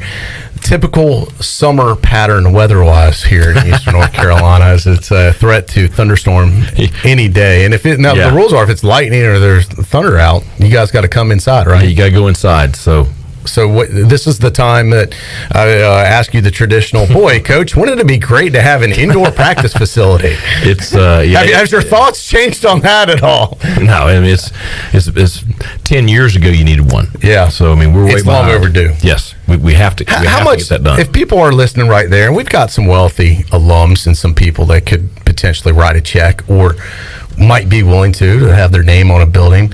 What would it cost East Carolina if someone's out there right now and says, you know what, I want to make this happen for ECU football? One, how much does it cost to build even just a basic indoor facility for the football team? Yeah, I think just a basic one, you're looking at probably $20 million. North Carolina just built theirs for $45 million. It's got all the bells and whistles. I don't think you need anything like that, but I think 20, and how building costs are. Right. So 20 to 25 million, I think you would have something that's more than serviceable. So, and it really right now for ECU, and look, the financial issues have been well documented with the department. But if someone was willing to step up for that, it's basically a financial issue. That's it. So that's the only thing. If they have the money for it, they could do it. Yes. We have to find it. I mean, we don't need one. You have to have one. If we are going to continue to push the program forward, if we're going to be competitive at the highest level, which last time I checked, that's what we all wanted. So if we want that, then we have to have one. All right, Coach Mike Houston with us as we talk ECU football. What is your biggest thing you want to work on in fall camp? They say, hey, look, we got 30 days or 31 days till kickoff. We want to work on this the most. Just getting everybody on the same page. That's the biggest thing. We are facing a quality opponent in the opener down in Charlotte. Appalachian State is a veteran, senior-laden roster, and those guys have won at a very high level for a long time. And we've got to be everybody on the same page, everybody rowing in the same direction. And when I say that, I mean you got to be firing on all cylinders, all three phases: offense, defense, special teams. If we are, hey, I like our chances. I think it's going to be a great ball game. They're a quality program. It's going to be a great game. That would be a huge opportunity for us in the opener. This question I have, it's really out of all of our control, including yours, but I would like to get your perspective on it as you go into Conference Media Day coming up tomorrow. Also interesting timing with that, but yeah, it'll be virtual, so I guess you'll just have some online interviews with folks. But what is your take on all the conference potential realignment? What the SEC could be up to? Yeah. And, I mean, this is like the top names in college football getting ready to move, and it's going to have a trickle-down effect. It's all going to be controlled by TV. Money is going to steer everything where it's going, and so there's no way to predict. I mean, we're going to be in the middle of it. I know that, so it'll impact us. So do you like the idea of Mike Oresco kind of getting aggressive and saying, you know what, maybe the American becomes the hunter instead of the huntee? Well, the thing is, it's exactly that. I mean, it's either eat or be eaten kind of deal. And he in our conference, we have to be aggressive because you're really fighting for the survival of the league. And there's, like I said, there's a lot of money at stake with this realignment. And I think the American is a quality brand. It's got quality depth top to bottom in our programs. So that's why I say we're going to be right in the middle of it. Mike Houston joining us. Troy, I'm ready to dive into the roster. I know. Are you in the... I am... you're the big picture guy. Yeah, I know. I feel we can funnel it down now to... Okay. Let's get in the weeds. All right. And I want to start at running back, Coach. We didn't know... we, outside of the program, didn't know a ton about Rajay Harris and Keaton Mitchell at this time last year. You do now. We certainly do. On that note, there are guys we don't know a lot about that are behind those guys this year. So after that, and Donnie Kirkpatrick said Friday, you got a two-headed monster back there. After that two-headed monster, who are you looking at these next 30 days to kind of step up and earn some playing time potentially? Well, I don't know. I mean, they'll decide it. And it's just like last year. Last year you sat here and, you thought it might be this guy or this new guy coming in, and the players decided. And that's why I say, no player, no parent, or whatever can ever say that in our program that they don't get a fair shot, because they all do, and you earn your playing time. And Rajay and Keaton, they rose to the top last year, and they had great seasons, especially for true freshmen and limited preparation because of COVID. Now those two are back and they're experienced. So I don't know. What roles Macy O'Donnell going to be in? Jimani Wilson. Haven't really seen a ton of him yet. Pop McKay, the young freshman, certainly talented, but they'll decide it. What about the guys in front of them blocking? How, the O-line is such a big deal. How improved will this O-line be? Drastically. I mean, it's the deepest and most prepared and most talented that we've had since I've been here. And really, when I took the job, it was in tough shape. So. But the kids have worked hard. I mean, I feel really, really good, solid, two deep, and we have some thirds that are going to play and will do well. Is that the hardest position to kind of rebuild a line? The offensive line, defensive line, where both sides. You can't do it as quickly as you can with some skilled players. No, and you have to develop them, and it takes time. It's not going to happen overnight, and that's it's been a lot of work put into those two fronts. And there's still I think the offensive line is a little bit older, so I'd say it's a touch farther along. The D line numbers are great, but they're still young, so we're still growing right there. We got some great news recently that Noah Henderson was cleared to get back on the field. Now, can you pop him right in to the lineup, right? Is he ready to roll? He has no restrictions. He's been training all summer, but he has no restrictions when we start fall camp. So, we're going to be smart. But he's going to be out there. He'll come out to practice day one. He'll be out there right in the middle, in the lineup. We had your wife on last week talking about the ladies' clinic. I asked her about the tight end. She's a lot more entertaining than I am. Well, entertaining, but she didn't have any information for me, so maybe you can answer. Keep her in the dark on the football stuff. Yeah. So Donnie Kirkpatrick said on Friday that Ryan Jones could be a guy you could use in the slot, kind of use them different ways. Yeah. What is the, Aaron Jarman coming in at tight end? We saw a good freshman year from Calhoun. You've got some guys. You finally have a tight end room. Yeah. Coach, I know you're excited about that. There was one on the roster when I took the job. Yeah. So, and then you had Xavier Smith. They moved him over there, I think, before you got here. The kid from South Central, Jeremy was playing there. So now you have a real tight end room. Yeah, Jeremy did a great job for us. Filling in. It's not where he really wanted to play. It probably is not the best suit for his skills, but he's a team guy. So he helped us out there and got us to the point we are today. So Jeremy's back on defense where he wants to be. But I really like our tight end room. And Shane, as a true freshman, played a ton last year. Did a great job for us. That kid's he's incredible. He's an incredible person, but he's really going to be a good player. Ryan Jones, elite athlete. It's going to be a little bit of a transition for him. Can he handle everything? If he can handle everything, with the scheme, if he can handle everything with just functioning in our program, daily kind of deal, he's got the ability to be an impact player. Aaron Jarman, really solid. Solid person, solid player. He's going to be an impact. And what role is Zach Bird going to play? I had a long talk with him before he went home that if he tells me what he wants to do, and so I told him what he's got to do that, and so he's got the opportunity. And then Brian Gagg, I thought, had a solid spring, and I think there's a role for him too. So. Is your base offense one tight end on the field, two? 11 personnel. That's 3 receivers, running back, 1 tight end. Yep. And let's talk about the position that gets the most attention because they touch the ball every time. That's quarterback. Obviously, coming back with Holton Ahlers as the starter now. There's no question, at least it seems like, that this is your guy. Right. And he's coming back. When I've talked to him, it seems like his confidence just seems, and now coming in year 4 in the program? Right. It really has picked up. You've been with him now for 3 years. He's getting acclimated to this offense. How much do you think, will you open things up now with Holton? How much confidence do you have to, back when he was younger, he used to run the ball a lot in addition to throw. How much do you like to see him use his legs in addition to his arm? Well, I want him to use his legs. I want him to use it because, we want to use it or he wants to use it and not out of necessity. There's times when he does have to move around, but I feel very confident about him. I think part of his confidence comes from the fact that he can see everything around him. He's not there by himself anymore. He's very limited as far as what offensive weapons we had, for it to help him, 2 years ago. So, you sit here now. There's quality players at every stand-up position on offense.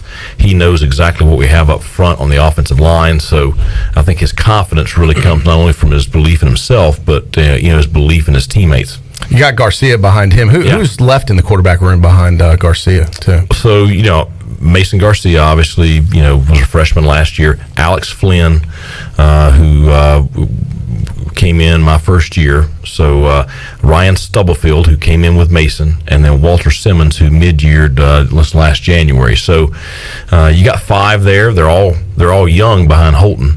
But there's a lot of ability right there, and the battle right now is who's number 2, and so that'll be the first battle there in preseason camp, and then after you decide that, you figure out who number 3 is. Yep. You were able to get a spring football in this year, Coach, unlike last year. How much did Mason Garcia and those other guys grow? How much did you notice that this offseason? No, they improved. Mason has drastically improved from where he was when he first got here, and he's a much better version of himself than what we all saw against Navy. He's much more prepared to go out there and play. Quarterbacks are a little bit like offensive line, though, and sometimes it takes them a while, to be prepared. So it's good that you have a veteran guy leading us in Holton, and you like the development of the young guys behind him. Do you feel you're most loaded at wide receiver on the offensive side?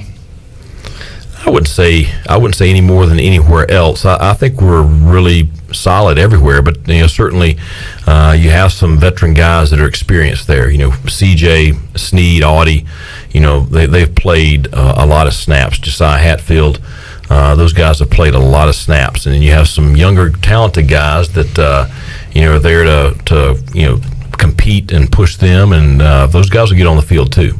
How do you want to structure the offense? Is it still kind of 50-50 run pass? Is that how you like to balance it still? We want to be balanced, but to be honest, I really don't care.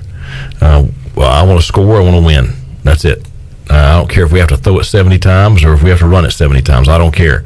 Whatever we have to do to win is what we want. But, ideally it's designed to be a very balanced attack. Clip, you want to take a timeout? We'll come back and talk about the defensive side of things. Sounds good. We'll do that. Also, while we're taking a break, let's go ahead and open up the Pirate Radio booty bag.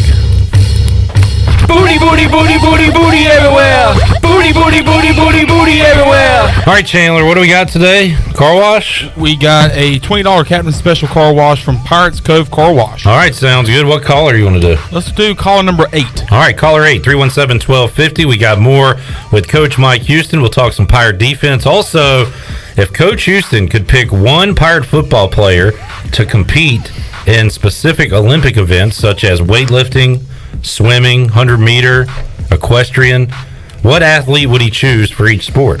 Also, we're gonna do that one.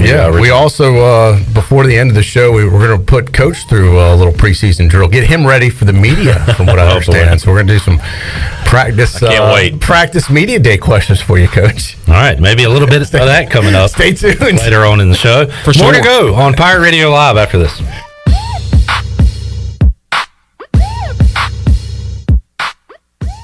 White Claw Hard Seltzer, a wave of refreshment. Crafted using our unique Brew Pure process. Made pure. Nothing tastes like White Claw Hard Seltzer. White Claw Hard Seltzer, available in 5 fruit flavors, 2 grams of carbs, gluten-free, and 100 calories. Find it at whiteclaw.com. White Claw Hard Seltzer, nothing tastes quite like it. Proudly distributed by Coastal Beverage. Please drink responsibly. If Jersey Mike's turkey had a resume, it would say it's 99% fat-free and raised without antibiotics. But our turkey already has its dream job at Jersey Mike's, because premium meat makes a sub above. At Jersey Mike's, we take great satisfaction in getting that perfect meat slice. Yes. But we don't do it for fun. We do it for fresh, because slice to order makes a sub above. Here with Mike Mullis from Fixed NC. And Mike, you were telling me the other day, people ask you all the time, I didn't know you did that. What does that mean? Anything that involves property damage repair, call us first. If it's your crawl space, you've got interior humidity issues, a water loss, your ice maker line breaks, obviously fire and smoke, everybody knows we do those. But anything that involves interior or exterior property damage, we're your repair experts. Mike, how can everybody get in touch with you? 252-999-0001 or fixednc.com. If you're recovering from an injury, getting back into sports, dealing with everyday pain or fatigue, then Kinetic Physical Therapy and Wellness can help you get back on track and live well. Kinetic's award-winning staff features a TPI golf specialist that offers assessments and rehab to help you get back on the course and playing your best. This is Dr. Shondell Jones, and you deserve to live well. Call us at 364-2806 or visit kptonline.com. Go Pirates! Hey, Troy D here for my friends at Villa Verde. If you know me, you know I love being outside, but finding a good place to eat outside can sometimes be tough. Well, our pals at Villa Verde have fixed that. Not only does Villa Verde have awesome, unique, one-of-a-kind dishes here in Greenville, they also have a brand new outside dining area. And this outside area is sweet. It's covered, you're in the shade, and cooling fans are on. Enjoy the comfort and relaxation of dining outside with our friends at Villa Verde. Villa Verde on 10th Street, a platform for good. I'm Michael Vaughn with East Coast Grading and Utilities. Many of you know my dad, David Vaughn, and his work in putting in subdivisions all over Pirate Nation. But East Coast Grading and Utilities is not just for those type of big jobs. We're here for the homeowners. Whether it's concrete, driveways, hauling rock, or sand, whatever you need, East Coast Grading and Utilities can get the job done. Call us at 252-531-7494 or check us out on Facebook at East Coast Grading and Utilities. We paid how much for those lessons? Shh, she's doing great. Oh yeah, totally. Can you pass me a Pepsi Zero Sugar? Great job, honey! Oh, look at that. That's not the end. No way. Now it's time for the encore. You know what? You're right. 5 times? Not enough times. For everyone who traded in rock concerts for their kids' recitals, you've compromised enough. Pepsi Zero Sugar. That's what I like. Here is your ice-cold Pepsi Zero Sugar, sir. Oh, thanks. Wanna watch the game? Ooh, little sports ball on a Sunday afternoon. Don't mind if I do. Hey, did we win? It sounds like we won. It's still the first quarter. I must be lucky. People say that about me. Tough break on that free throw there. Shouldn't be doing that. Dude, we're watching football. Come on. For everyone who spent the entire game explaining the entire game, you've compromised enough. Pepsi Zero Sugar. That's what I like. Hi, this is Phil Steele of Phil Steele's College Football Preview Magazine, and you're listening to Pirate Radio, the voice of Pirate Nation.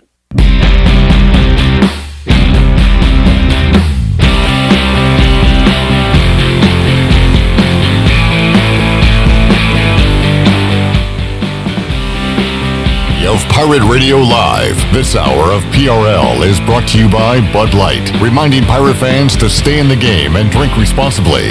Bud Light, the official beer of the ECU Pirates, and proudly distributed by Carolina Eagle Distributing since 1989. Now, back to the show. Welcome back to the show. Make sure to watch all of Pirate Radio's local programming on YouTube Live. Just go to YouTube and search for Pirate Radio TV. And join today. Congratulations to Joe Askew, who is the winner of today's Pirate Radio Booty Bag giveaway, a $20 Captain Special car wash from Pirates Cove Car Wash. Keep your vehicle clean with the Pirates Cove Fast Pass with unlimited washes for only $9.99 for your first month. Pirates Cove Car Wash, the ultimate car wash experience and the official car wash of ECU Athletics with locations on 10th Street, Fire Tower Road, and Memorial Drive. Now let's head back into Pirate Radio Live. Here's your host, Clip Rock. I almost said Pirate Radio car wash. How do you grade that one out, Coach? Okay, well, we're getting there. He just needs more reps. We just got to get him more reps. I was going to the fire. You have to get reps. He's had like 12 reps today. He's getting worse with each rep. Well, it is past 5. I mean, I don't know what goes on around here. Don't ask. The stamina, my stamina is not great. You got to get conditioning. We got to get him back in camp. Just don't put me in the sand pit, Coach. Mike Houston joining us. Troy D, you want to talk some defense? Yeah, we'll lead into defense. First of all, great to have you here. If you are just tuning in, man, you've missed a awesome show so far. You have to go to our archive and hear it on one of our many platforms. We have so many places we archive this now, between the website, Spotify, our Apple Podcast platform, you guys are really YouTube, evolved. Facebook. Yeah, this gets archived all over the place. Yeah, so. But you've evolved this so much just since I've been here. We really have. It is the last year or two has really kind of exploded for us as far as using multiple media outlets. Yeah, I think it's great. But appreciate you noticing. Thank you. Let's talk about the defense. Speaking about something that has evolved, this defense has evolved over the past few years, and it was a little bit of a struggle bus when you got here.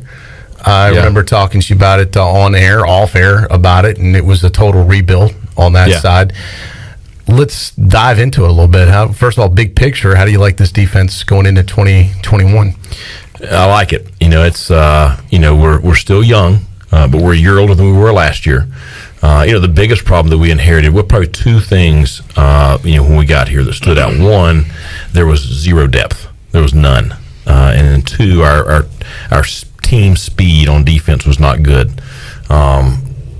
Staying here today, we have great depth.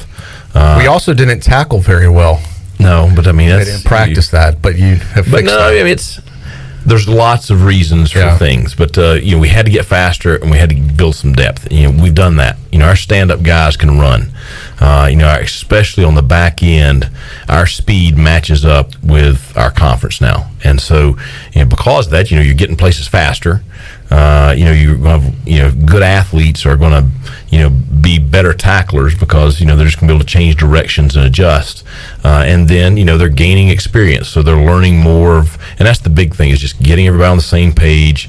And then, when that ball's snapped, you play your freaking tail off. You play with a intensity and a fire that the game's supposed to be played with. And so I think you're going to see those things from this group this year. We're talking off the air about that, and of course, the linebacker position is so key with that intensity. I feel like Bruce Bivens is a guy that's poised for a breakout year this year, and he has been here. We were joking; it seems like 8 years. He's been here through all the tough times, and now hopefully ready brighter days ahead. But your take, first of all, on Bruce as the linebacker, one of the main linebackers you count on. Great kid, great young man. I mean, he and I have a great relationship, and just I love the way he plays. Very intense. Very intense, and he will knock your freaking head off now. He's got a trigger that when he decides he's going, he goes. So, but he's benefits now from having same position coach 2 years in a row, same scheme 2 years in a row. And I think he and the rest of them, they have confidence too. Like we were talking about with Holton, they have confidence on the guys around them. And so I think you'll see the best version of Bruce this fall. You brought in a recruit from UNC, DJ Ford. This guy is someone I really want to keep an eye on. I think he could be a potential big-time star too. What's your take on DJ Ford with this defense? Well, I think first you just meet him, and what an impressive young man, and just class, character, very intelligent. But now his length, and you pair that with he is experienced.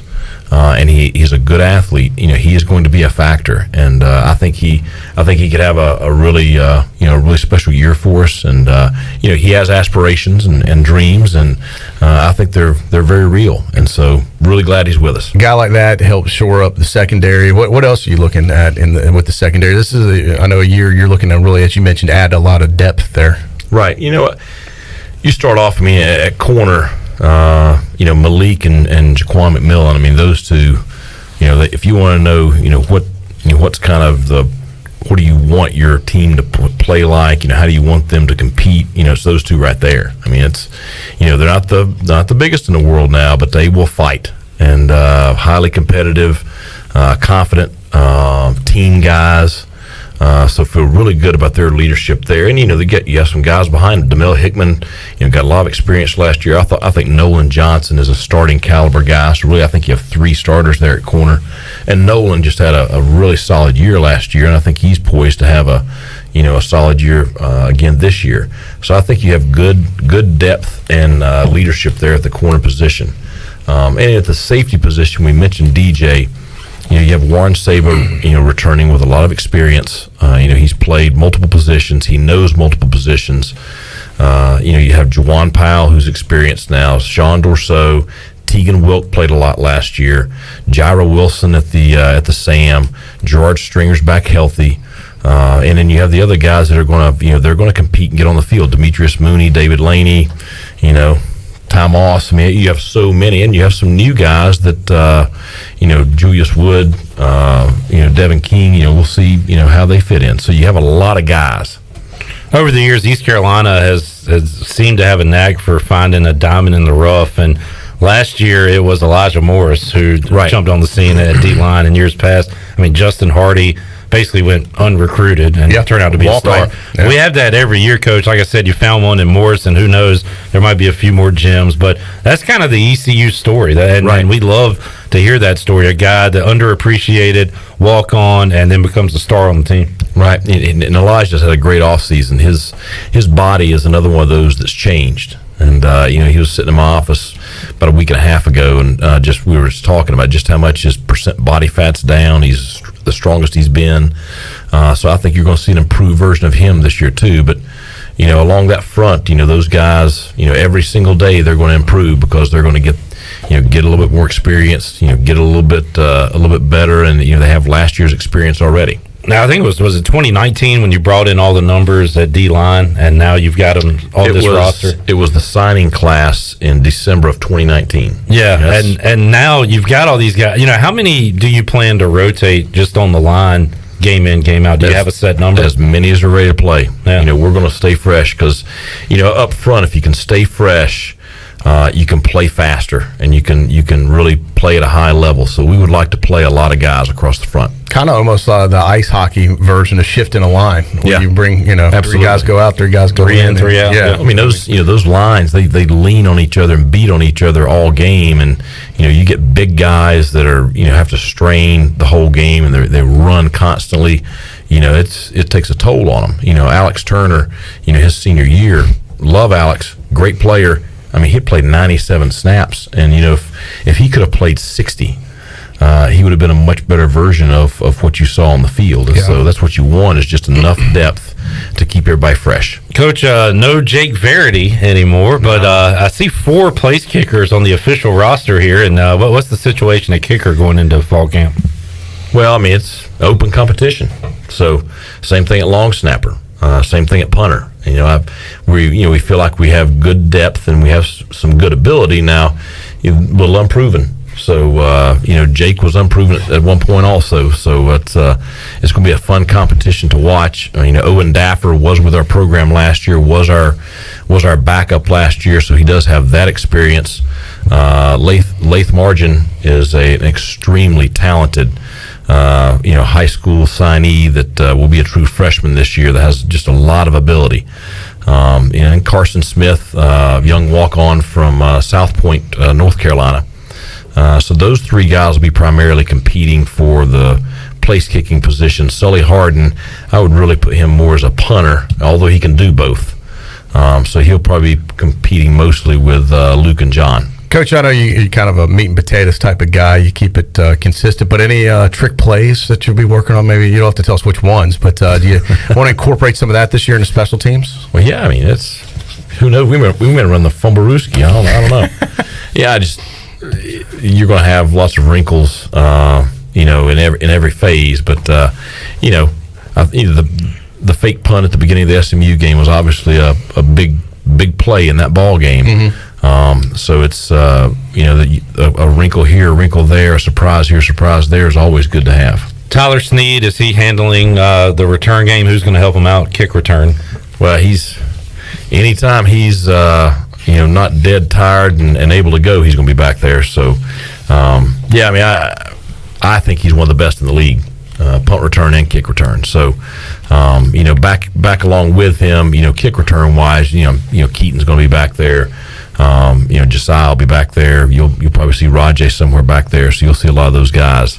Punt return wise, they only let you play with one. Yeah.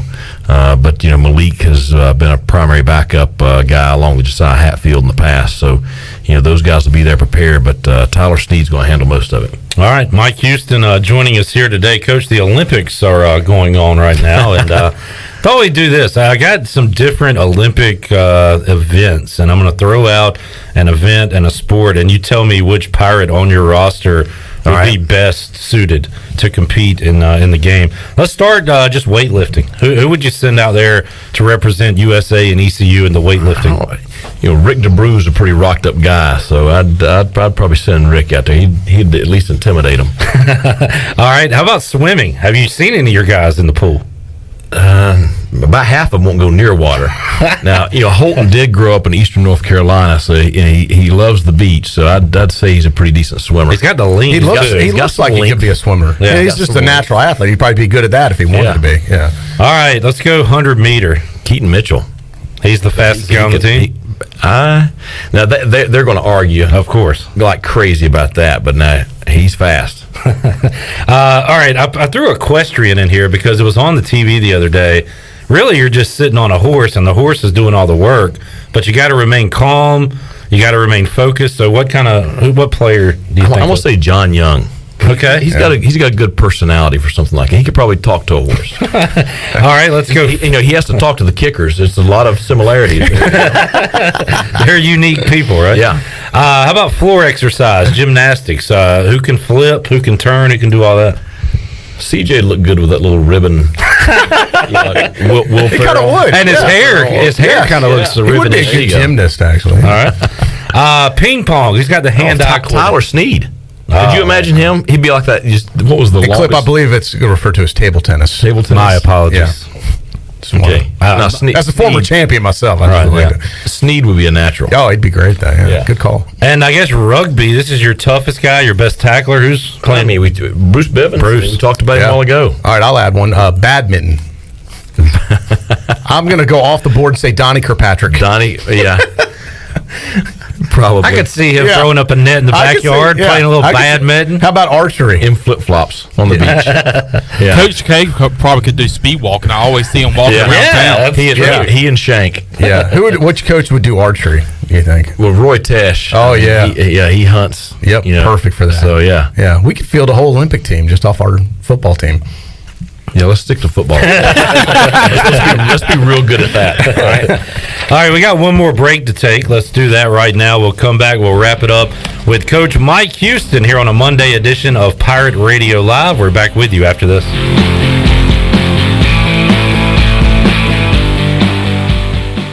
Hey, Troy D here with my good friend Kelvin Rawls from Pest Tech. Kelvin, I just want to thank you and Chris and all the great folks at Pest Tech for such awesome service. You totally eliminated the mosquitoes in my backyard, plus the fire ant problem I was having in the yard. Hey, you're certainly welcome, Troy. I have heard the same thing from all of our customers through the year of COVID. With everyone being home, they want to enjoy the outside and being mosquito, fire ant, and pest free. Enjoy all your property from the kitchen to the curb. Visit pesttechofgreenville.com today for complete service. The Pirate Radio Podcast. Chris Knotts, the founder of Peter Millard. How did you end up, first of all, coming to East Carolina in the 80s? Oh, that's a great question. I wanted to get away from the Raleigh area. Like NC State was right there, and I came down to Greenville, and it had a different feel to it, and I knew automatically that's where I wanted to come to school. So it was never a doubt. Listen to every Pirate Radio podcast now by visiting our podcast channel and subscribing in Apple iTunes or SoundCloud. The Pirate Radio Podcast is powered by White Claw Hard Seltzer, proudly distributed by Coastal Beverage.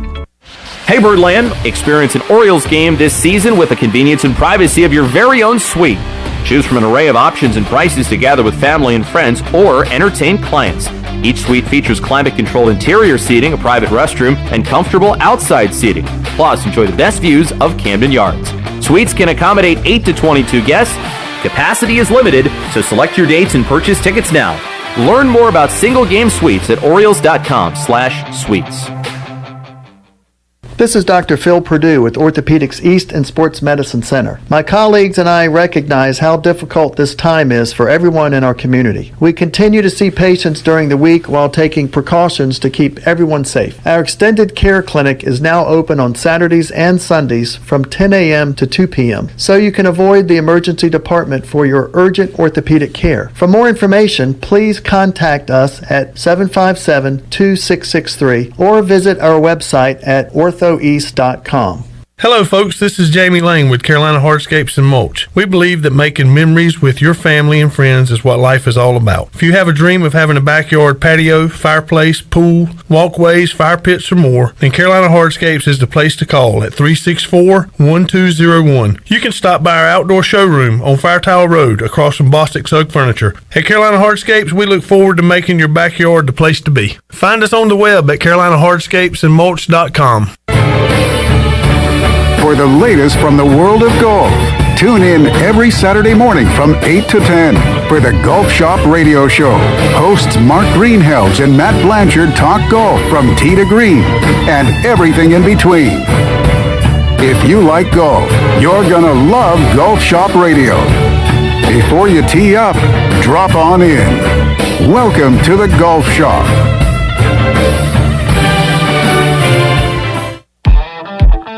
Hey Pirate fans, it's time to get that yard done right with the new John Deere mower from Quality Equipment. Our premium lawn care lineup is what every homeowner needs this spring. A John Deere will change the way you mow with easy-to-use attachments, effortless steering, and intuitive controls. Right now, save up to $700 on X300, X500, and X700 series mowers. Learn more at QualityEquip.com and get quality done right. Offer ends 10/29/21. Some restrictions apply. See dealer for details.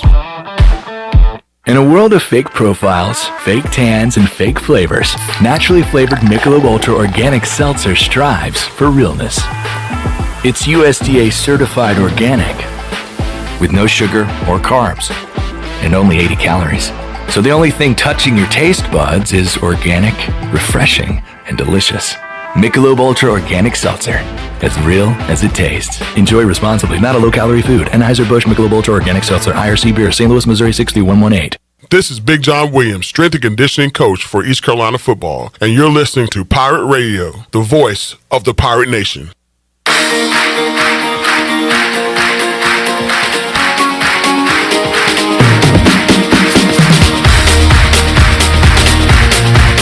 You're listening to Hour 3 of Pirate Radio Live. This hour of PRL is brought to you by Bud Light, reminding Pirate fans to stay in the game and drink responsibly. Bud Light, the official beer of the ECU Pirates, and proudly distributed by Carolina Eagle Distributing since 1989. Now, back to the show. Welcome back to the show. Orthopedics East and Sports Medicine Center of Greenville new extended care clinic is now open Saturday and Sundays from 10 a.m. to 2 p.m. so you can avoid the emergency department for any urgent orthopedics care. For more information, call 757-2663 or visit orthoeast.com. Orthopedics East, providing services to Eastern North Carolina and the Pirate Nation for more than 35 years. Let's head back into Pirate Radio Live. Here's your host, Clint Brock. All right, getting ready for ECU Fall Camp. Players report Tuesday. First practice is Wednesday. We'll be covering it here at Pirate Radio. We went down the roster with Mike Houston today on Pirate Radio Live. Clint Brock, Troy D, and the head football coach of the Pirates, Mike Houston. And Coach, your favorite NFL team, the Dallas Cowboys, plays Thursday night. It's our year. And oh boy, here we go. Sound like Brian Bailey. I asked you how much of the game you're going to watch, and you said probably zero. That's work time, right? Yeah, we'll get done about probably 10:30 or so Thursday night. So if it's might be able to catch the end of it. Time of your day start nowadays? So I'll probably get up about 4:30 each morning. We staff meet at 7 a.m. Mm-hmm. So got to be ready. Everything's got to be ready when we staff meet at 7. Team meet at 8 a.m. So it's Groundhog Day.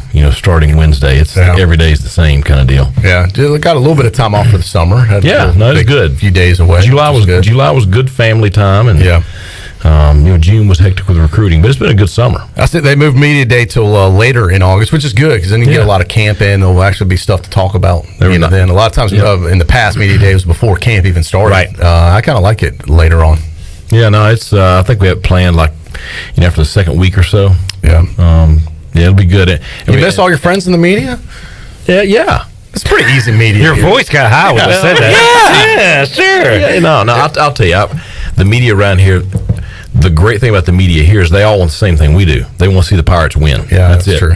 So you have a group that really is invested in trying to help. And that's not like that at some of the other areas in big cities. I have friends in the media that are in other cities, and they're not. Just because they cover a team doesn't mean they like the team. I've had them before where they're trying to play gotcha all the time, and you got to be very guarded with what you say to them and how you say it. Yeah.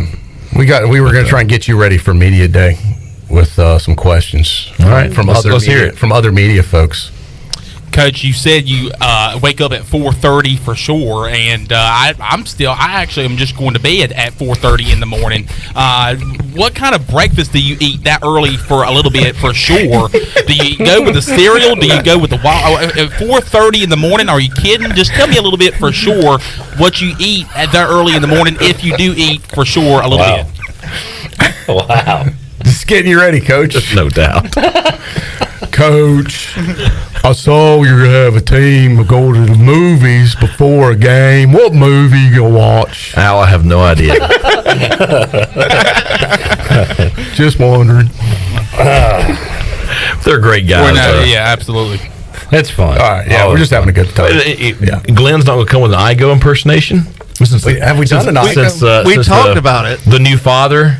Yeah. The new father is MIA. Yeah, congratulations to Igo. He'll join us on the phone tomorrow at 5 o'clock. Yeah. Talk about his newborn. And Ronnie is the obviously guy, right? Ronnie does. Igo does the obviously quite a bit. They're two peas in a pod. Yeah. You don't get one without the other. They don't have the voices though, because Lindsay and Al have the voices. Yeah. They just know right off the bat, and then Lindsay has all the catchphrases. Yes. There's so many, and some even got added during baseball season, Coach, that I think might catch you off guard. Yeah. Be ready I can see it all over your face there, Coach. A little bit. I can't wait. Ready for a crazy Ivan or two. Yeah. What's the dumbest question you've ever been asked? I don't know. There's been some good ones. He can't say it, Troy, because you asked him. Hey,